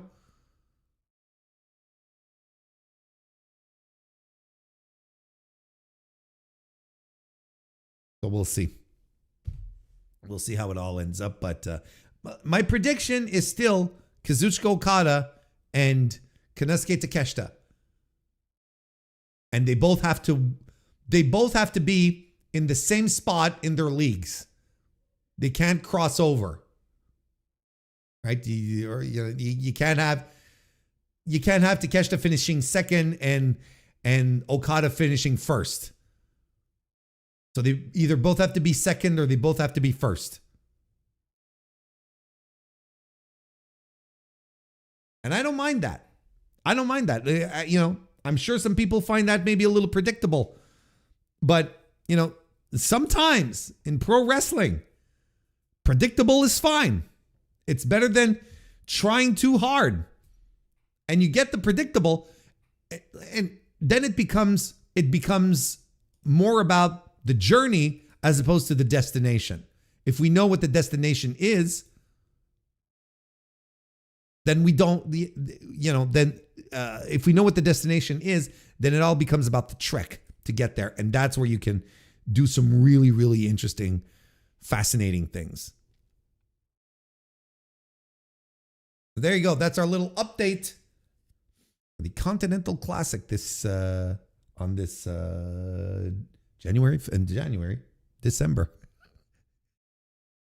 December 15, 2025.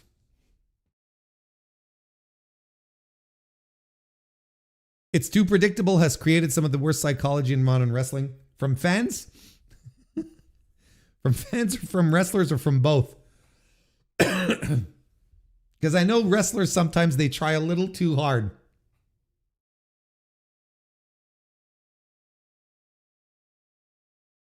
It's too predictable. Created some of the worst War Games matches I have ever seen because WWE refused to let the heels get the advantage. I mean, that's not the only reason why those War Games matches are shit.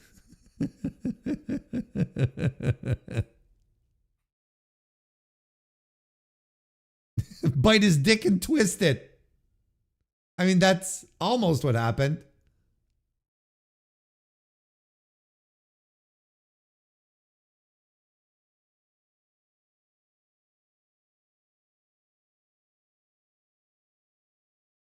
The Claudio Takeshita match got me thinking it's maybe a bit much, but a three-way of all partner promotion champions main eventing for Bindor might be kind of cool.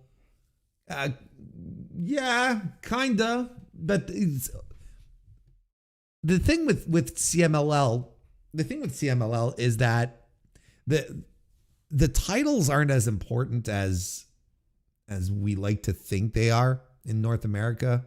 Where in American, well, in North America, sorry, that's not what I meant. In the United States, in American pro wrestling, everything is built around the world championship, right? And not in Mexico. In Mexico, like the CMLL title, the world heavyweight title that Claudio has, it's really like an afterthought. Like, I'm not even sure I'm not even sure if there were that many fans, Mexican fans, who knew that Gran Guerrero was the world champion, world heavyweight champion. You know, they probably said, oh, it's Mystico, but he's the light heavyweight champion, the world light heavyweight champion. You know, and Mystico's the guy. Mystico is the guy. It's the titles are not really that important. And not only are the titles not important, what really is important is it's the masks. Like, that's really the thing. That's where the drama really comes from. It's with that's where the drama comes from. It's regarding the masks and the mask versus mask and the hair versus mask and all that stuff. Good old apuestas match.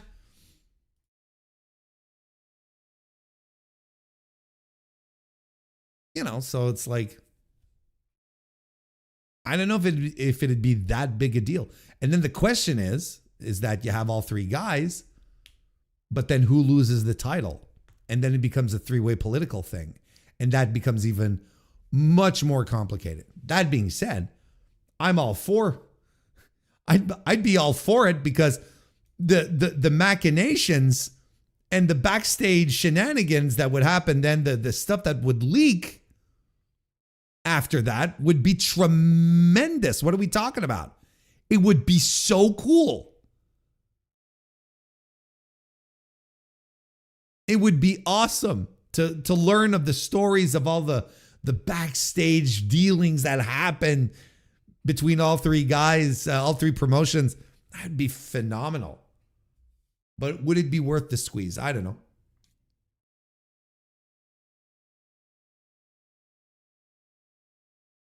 Like, that's the thing is, you know, the main difference is that, you know, in Japan, like New Japan and AEW are built around the world championships.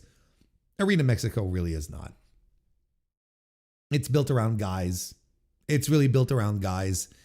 Mystico could not have a title and he would still be main eventing Arena Mexico every week.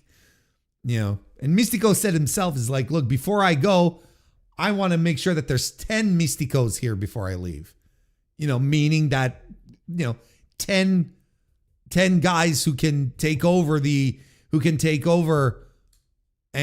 be like the top guys in CMLL once I'm ready to retire. Not just a guy, he wants a bunch of guys being able to take over. It's not a question like it's not even a question of titles, it's a question of star power, charisma, ability.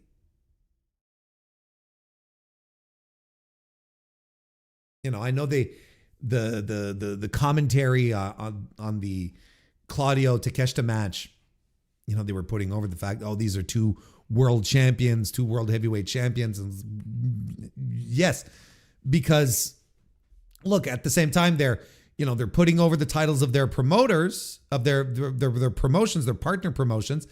But at the same time, like, it also serves AEW's narrative well to be like, well, look, we've got two world champions here in other promotions that are from AEW. So, you know, hey, it's good for them too.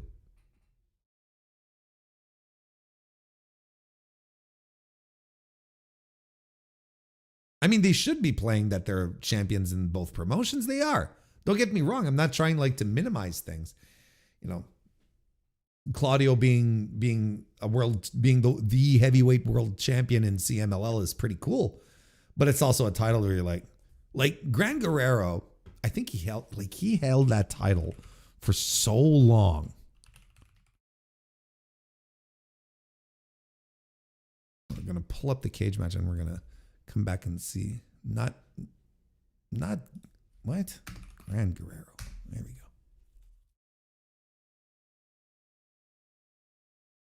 You can see, look, he had this title for 1,117 days. And you're like, oh my God, what a great run. You know, it's like 9 defenses. Like no one cares.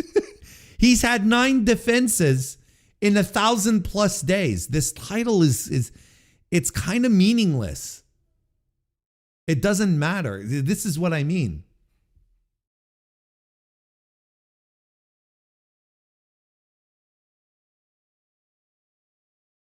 Euphoria, like he got it off of Hechicero, then fought Euphoria, Yota Tsuji. This is Yota Tsuji, right? Yeah.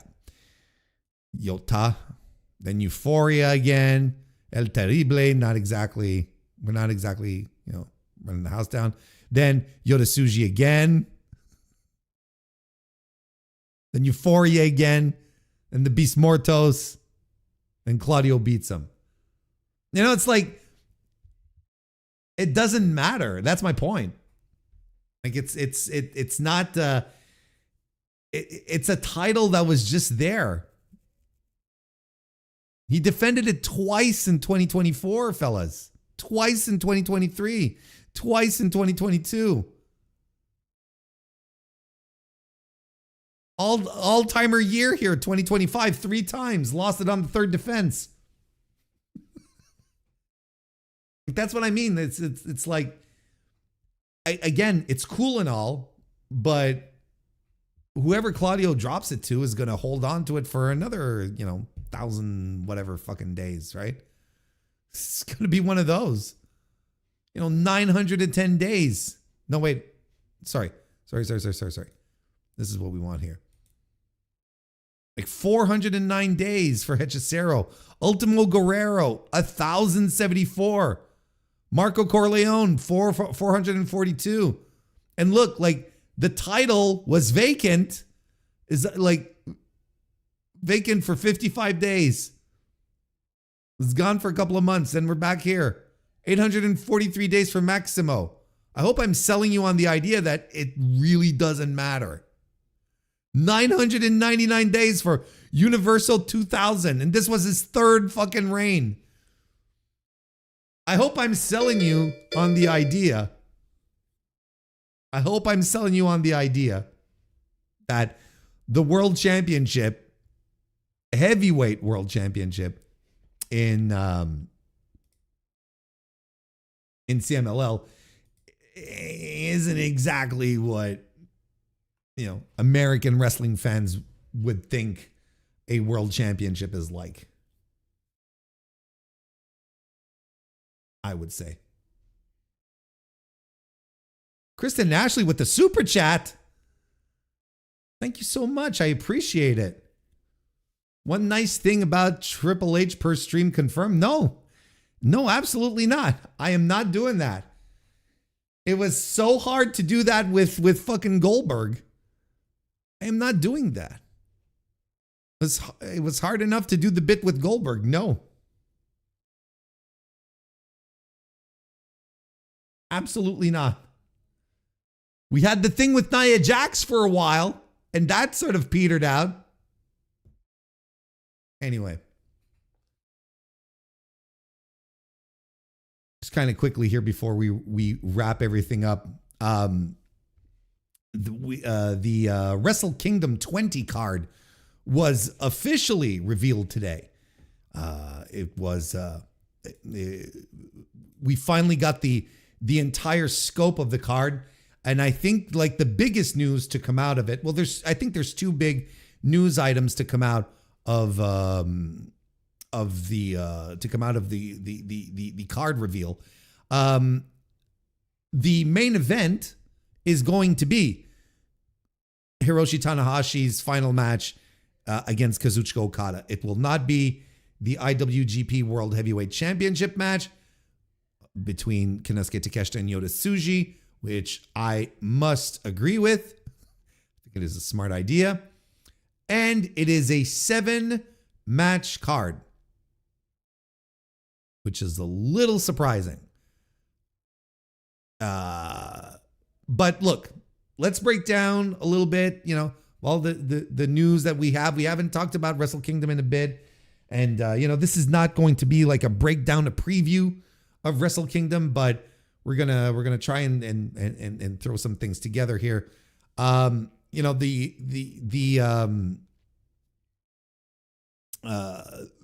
The show is going to be sold out, and it's going to be probably the biggest dome show that New Japan has put on in years, right?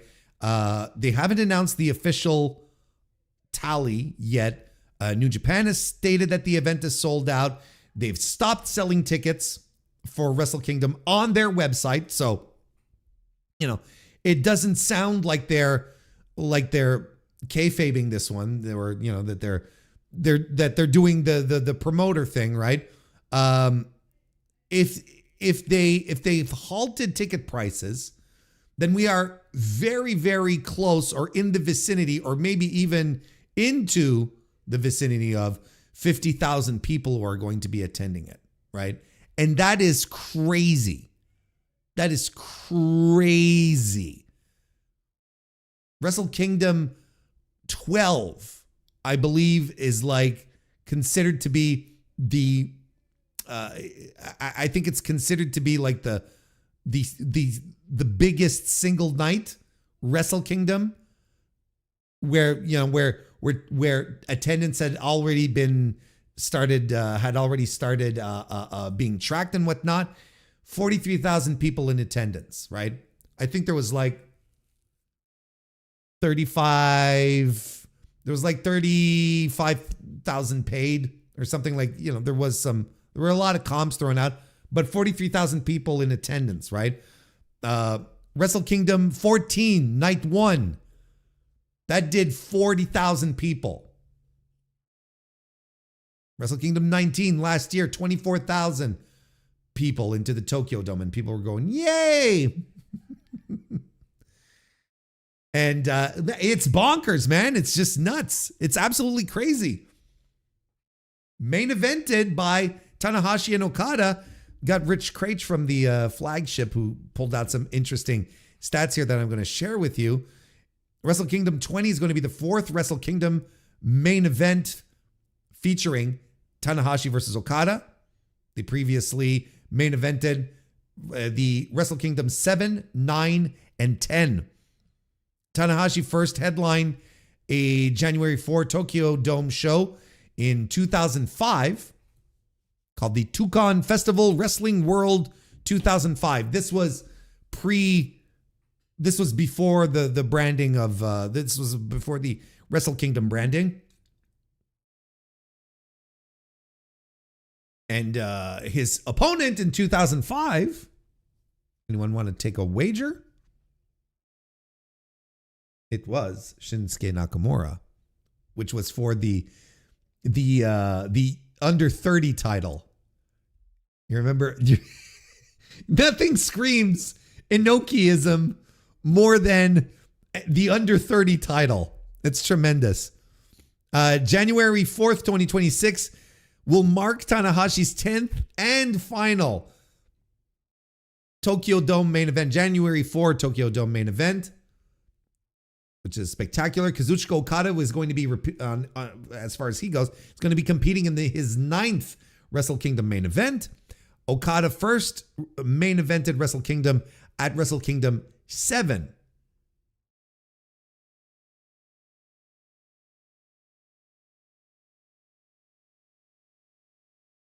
And like we mentioned, the semi-main event is going to be the IWGP World Heavyweight Championship match. I think it is a good idea. I think it's a look. I know traditionally, New Japan always ends with the World Championship, but it is what it is. Like, I don't think there's a bigger match. I don't think there's anything more pressing or interesting than this. What a hard act to follow. And, one could even assume that once the Tanahashi match would be done, I think that there's a lot of people who'd file out of the building too. This will be the third singles match between Takeshita and Tsuji. They fought each other twice during the G1 climax. And of course, the other bit of news here is, of course, Aaron Wolf is going to be making his New Japan Pro Wrestling in-ring debut. The household name, the famed Olympic gold medalist judoka. And he'll be facing Evil of the House of Torture. And the match is going to be for the Never Openweight Championship. And Aaron Wolf's match is going to be third from the top. So those are going to be your top 3 matches for Wrestle Kingdom. After that, if we continue in descending order, we're going to have the 4-way for the number one. We're going to have a 4-way to determine the number 1 contender for the IWGP Junior Heavyweight Championship. El Desperado, Kosei Fujita, Taiji Ishimori, and Sho, which is such a strange match to put on Wrestle Kingdom, especially considering that Doki, who is the current IWGP Junior Heavyweight Champion, is not booked on the card. There's a couple of people that are what's the word I'm looking for? That are shining via their absence on this card here.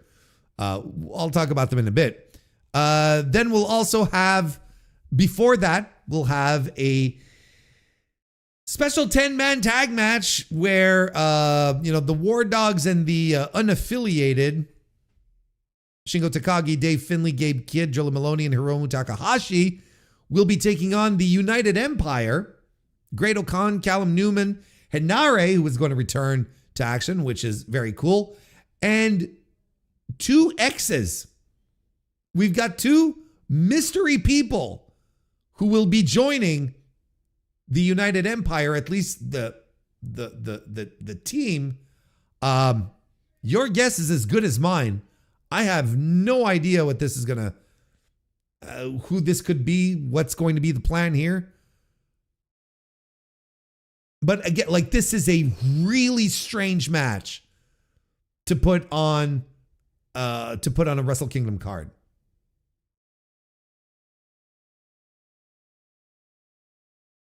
Naito Bushi, yeah, sure.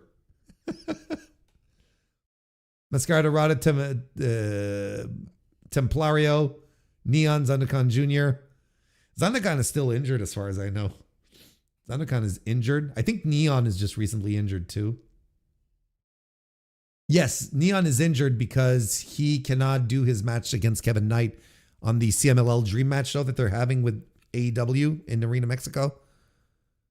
I think it's supposed to be Neon versus Kevin Knight, and Neon can't make it.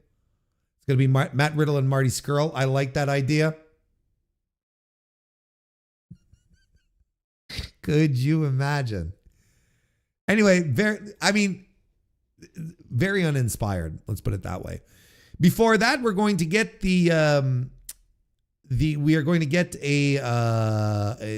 match for the IWGP Women's and New Japan Strong Women's double title match, where double champion Saya Kamitani, where Strong Women's champion Saya Kamitani is going to be fighting the IWGP Women's champion Shuri.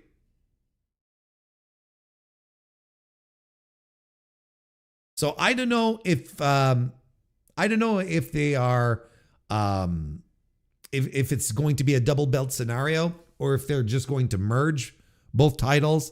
I would be very much in favor of a merge.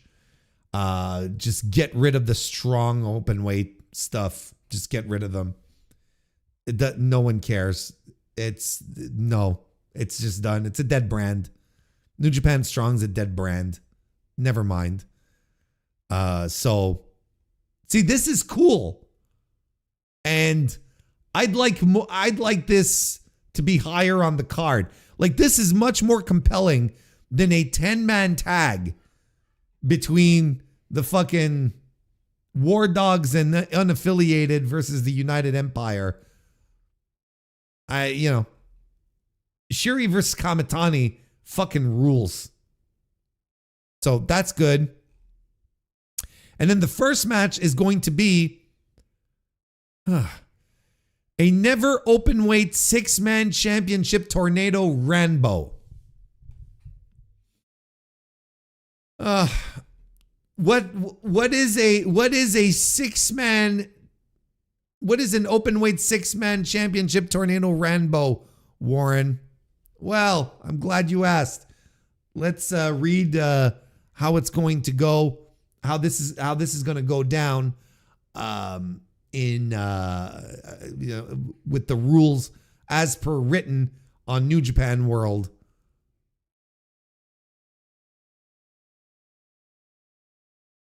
Wait, didn't I have it? Okay. In quite a different form to the way Yo perhaps expects to defend the gold, the never 6-man titles will be at stake in this unique Rambo environment where teams enter at 1-minute intervals, and if one member is pinned, submitted, or thrown over the top rope, that team is eliminated. All right. So that has the potential to be an absolute cluster.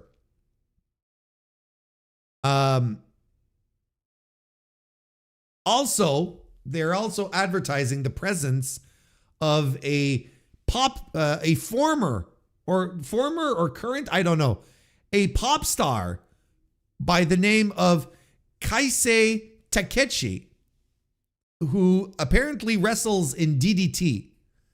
And he will be joining the never open weight 6-man tag team title tornado Rambo match. I don't know anything about this guy other than he's very good looking. I don't know anything about the guy. I've never seen him wrestle. Yeah. So this is the So I'm assuming, since this is the first match, this is going to be the pre-show. Like there's no pre-show. Look, it's fine. It's fine. 7 matches. That doesn't seem a lot, Warren. Oh, you are correct.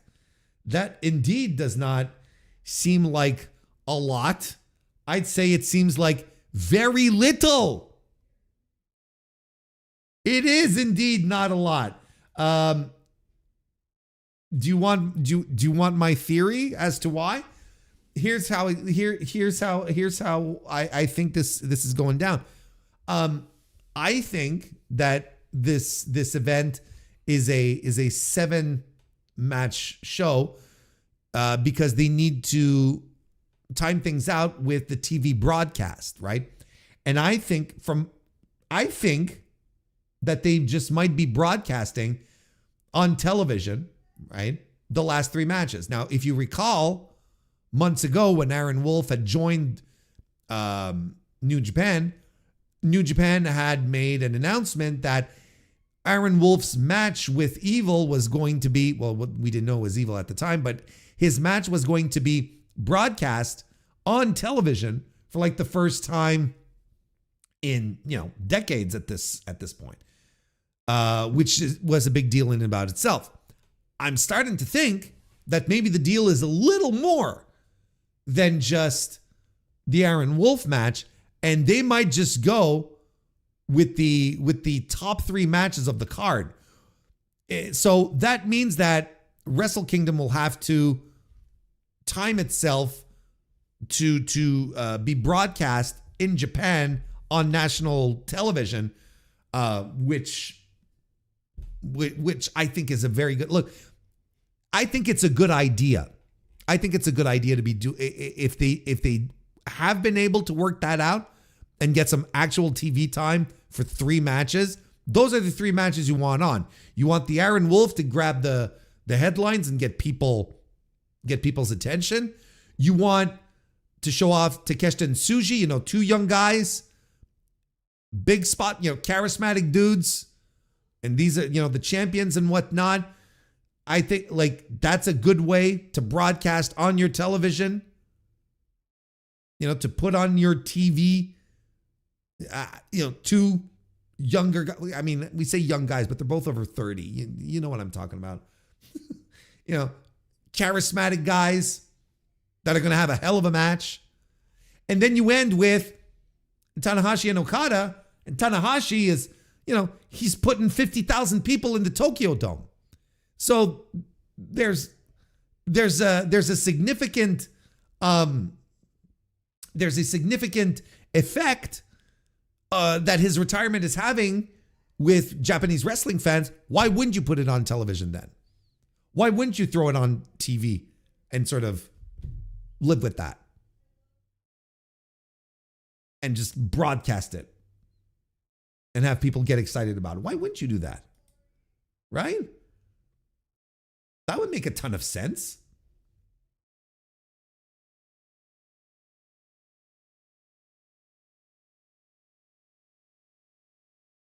I think that's very, I think it's speculation on my part, right? But if they pulled it off, good for them. If they managed to get like more than just the Aaron Wolf match on TV, good for them. But I'm convinced that if the Wrestle Kingdom card is a little lighter, I think that it's partly due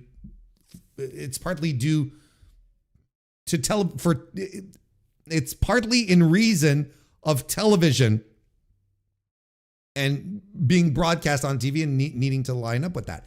But I'm going to tell you, between you and me, I don't mind a shorter Wrestle Kingdom card. I don't mind if these big matches, these big cards, I should say, whether it's New Japan, AEW, WWE, well, WWE doesn't count because,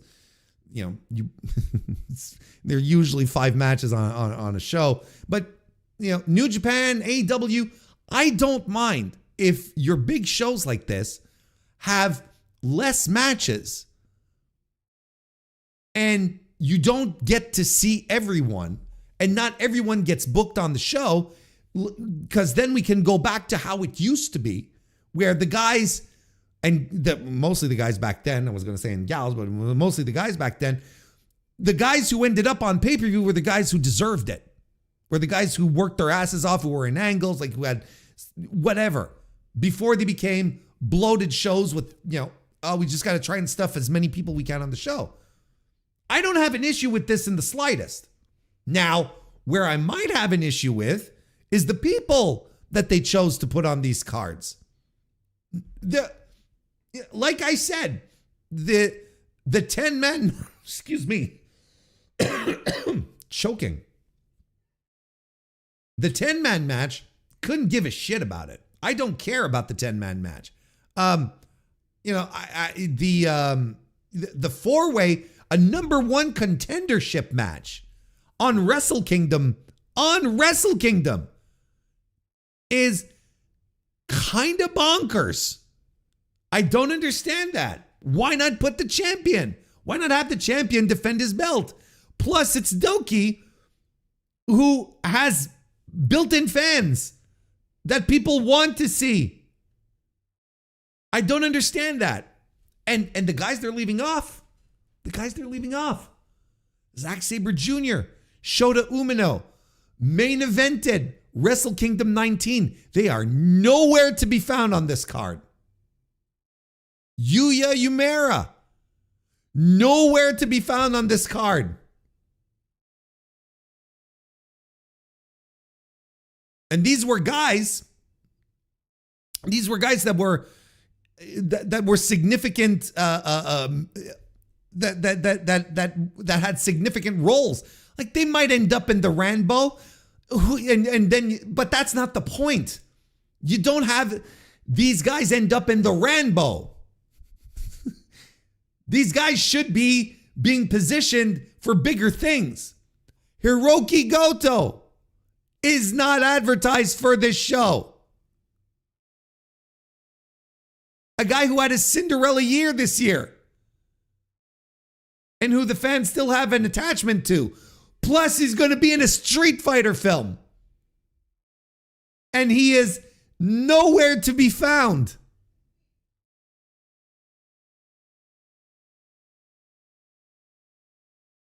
It's wild. So, we're going to do a proper breakdown of Wrestle Kingdom in a couple of weeks, you know. That, you know, this is not what we're going to do here. But I will leave this parting thought. There's been a lot of talk in regards to Wrestle Kingdom. I've heard this opinion being thrown around quite a bit, that, you know, if New Japan wants this show to be successful, truly successful, it has to capitalize off of the presence of Hiroshi Tanahashi drawing all these eyeballs to the product to put on the best fucking possible show that will show everyone who's tuning in, who bought tickets, whatnot, this is the direction moving forward. Because look, they are doubling the attendance from last year's Wrestle Kingdom. There are people who are coming to the show who do not usually go to Wrestle Kingdoms, who probably don't go usually when they pop into town. People that these are people who are either lapsed fans, maybe, God bless me, casual fans, maybe people that heard, you know, oh yeah, I remember, you know, like, you know, a lapsed fan, you know, heard about Hiroshi Tanahashi retiring and coming back around or whatnot. You know, maybe it's a combination of all of this. The point is that they have a huge number of eyeballs, and that's not even counting the people who are going to be watching this on broadcast television. They have the opportunity to create a whole new bunch of fans with this retirement show. And quite frankly, I think the card is underwhelming enough where people are just going to be like, I don't know who the stars are. Look at all these 4 guys. There's 10 guys in this.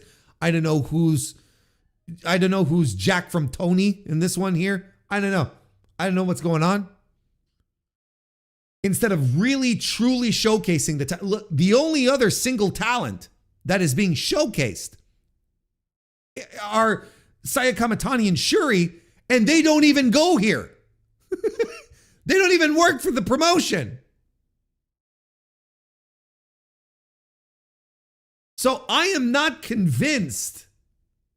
I am not convinced that this is the way to go. I don't think that this is the card that will convert back lapsed fans, that will create new fans. I don't think so.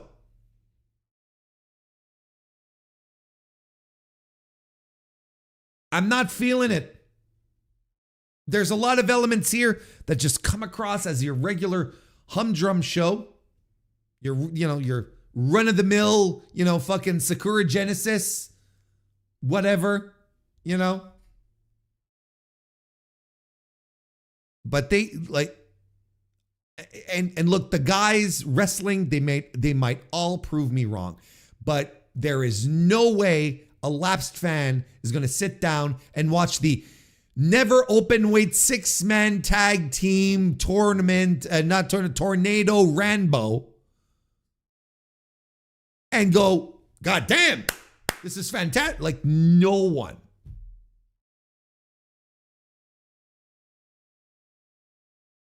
I don't know. I look, we're going to do a proper preview, and we are absolutely doing a review, of course. So we'll be able to circle back on all of this.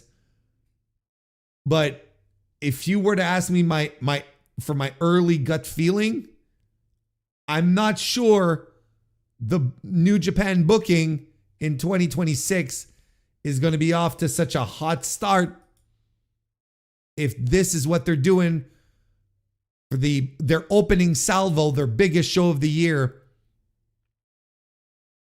I'm not quite sure. Anyway, that's enough Wrestle Kingdom for now. It's big news regardless. We know that the attendance, we know how a number hasn't been announced yet, but this show is legitimately sold out for all intents and purposes from what we can observe. And it's and we have the show order, we have the card. It's a big deal. It's a big deal. And I'm still looking forward to it. I always enjoy my January 4th. It's always reserved. We'll see what happens. Can only wait now.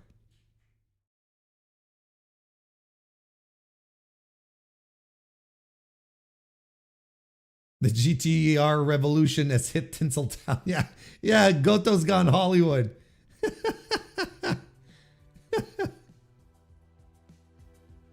I mean, Goto, they did a good job with the prosthetic belly though for E Honda. Like they really did a good job, I found. He kind of doesn't look like himself. He looks kind of gross.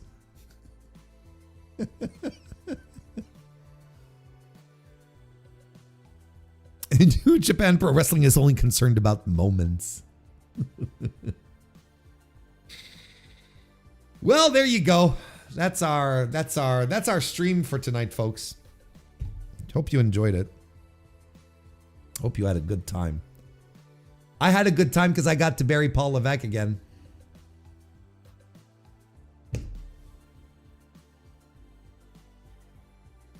So, Mr. Warren Hayes Show, the podcast, will be released this Wednesday.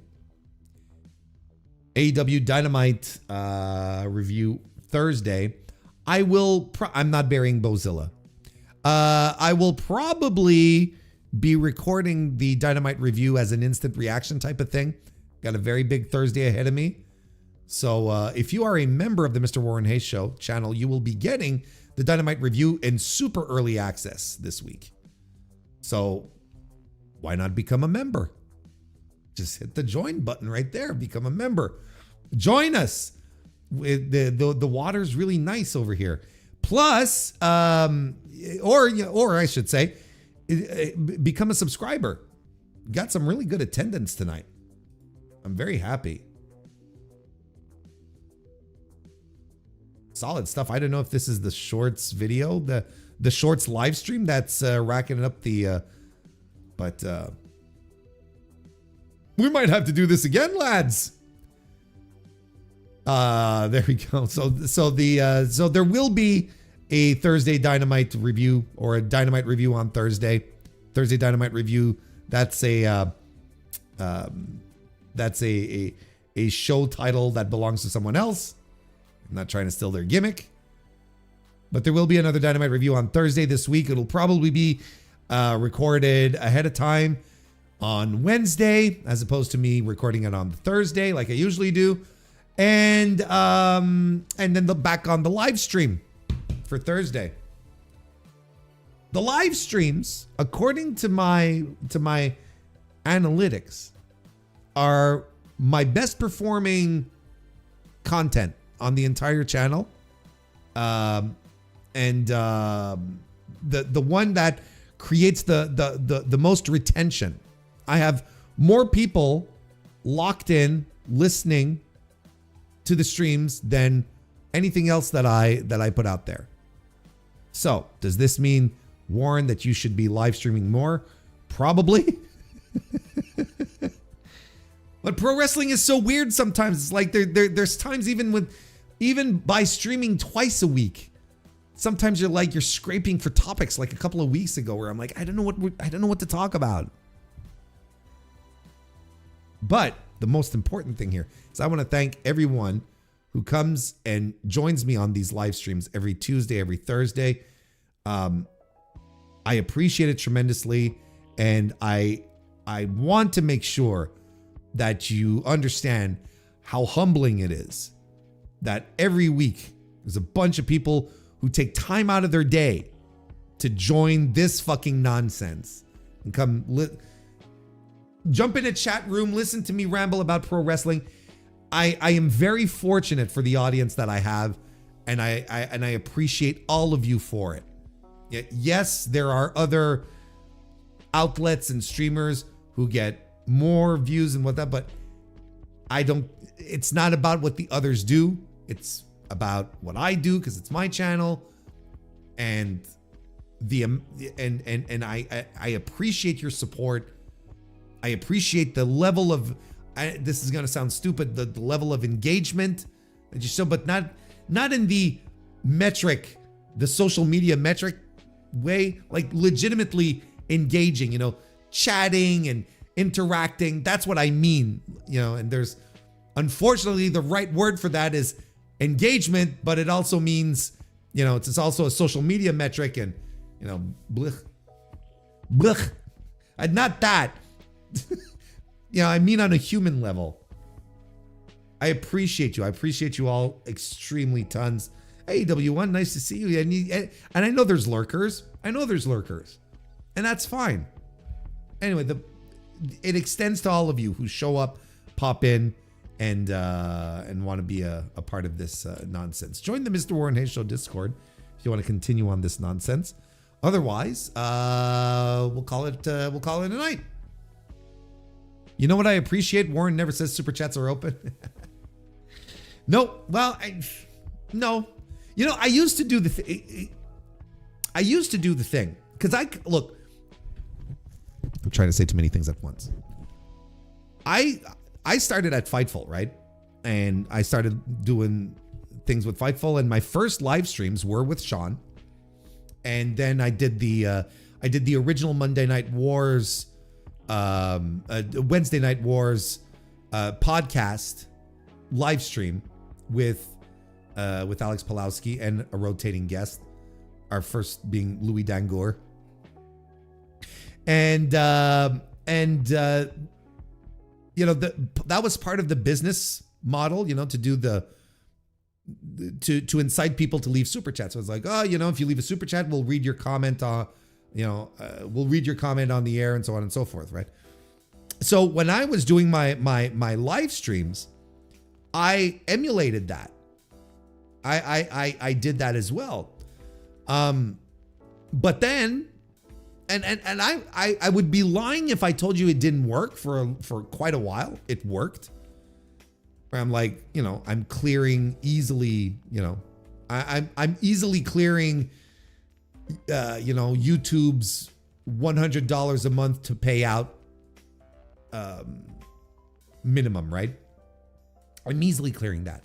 But eventually I'm like, but I'm not talking to most of the people who are coming here. I'm not exchanging. I'm not having like just this little connection, not creating a connection with these people whose presence is just as valid because they're here spending their time. If they're not spending their money, they're spending their time on me, which is still important, which is still significant.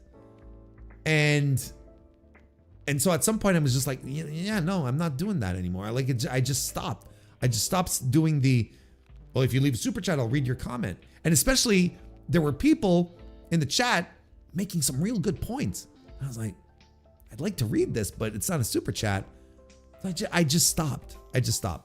So I get the occasional one, and that's tremendous.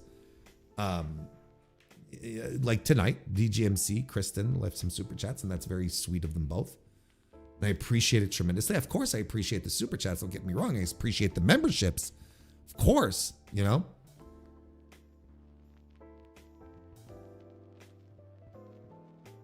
But to me, look, I am nothing but consistent.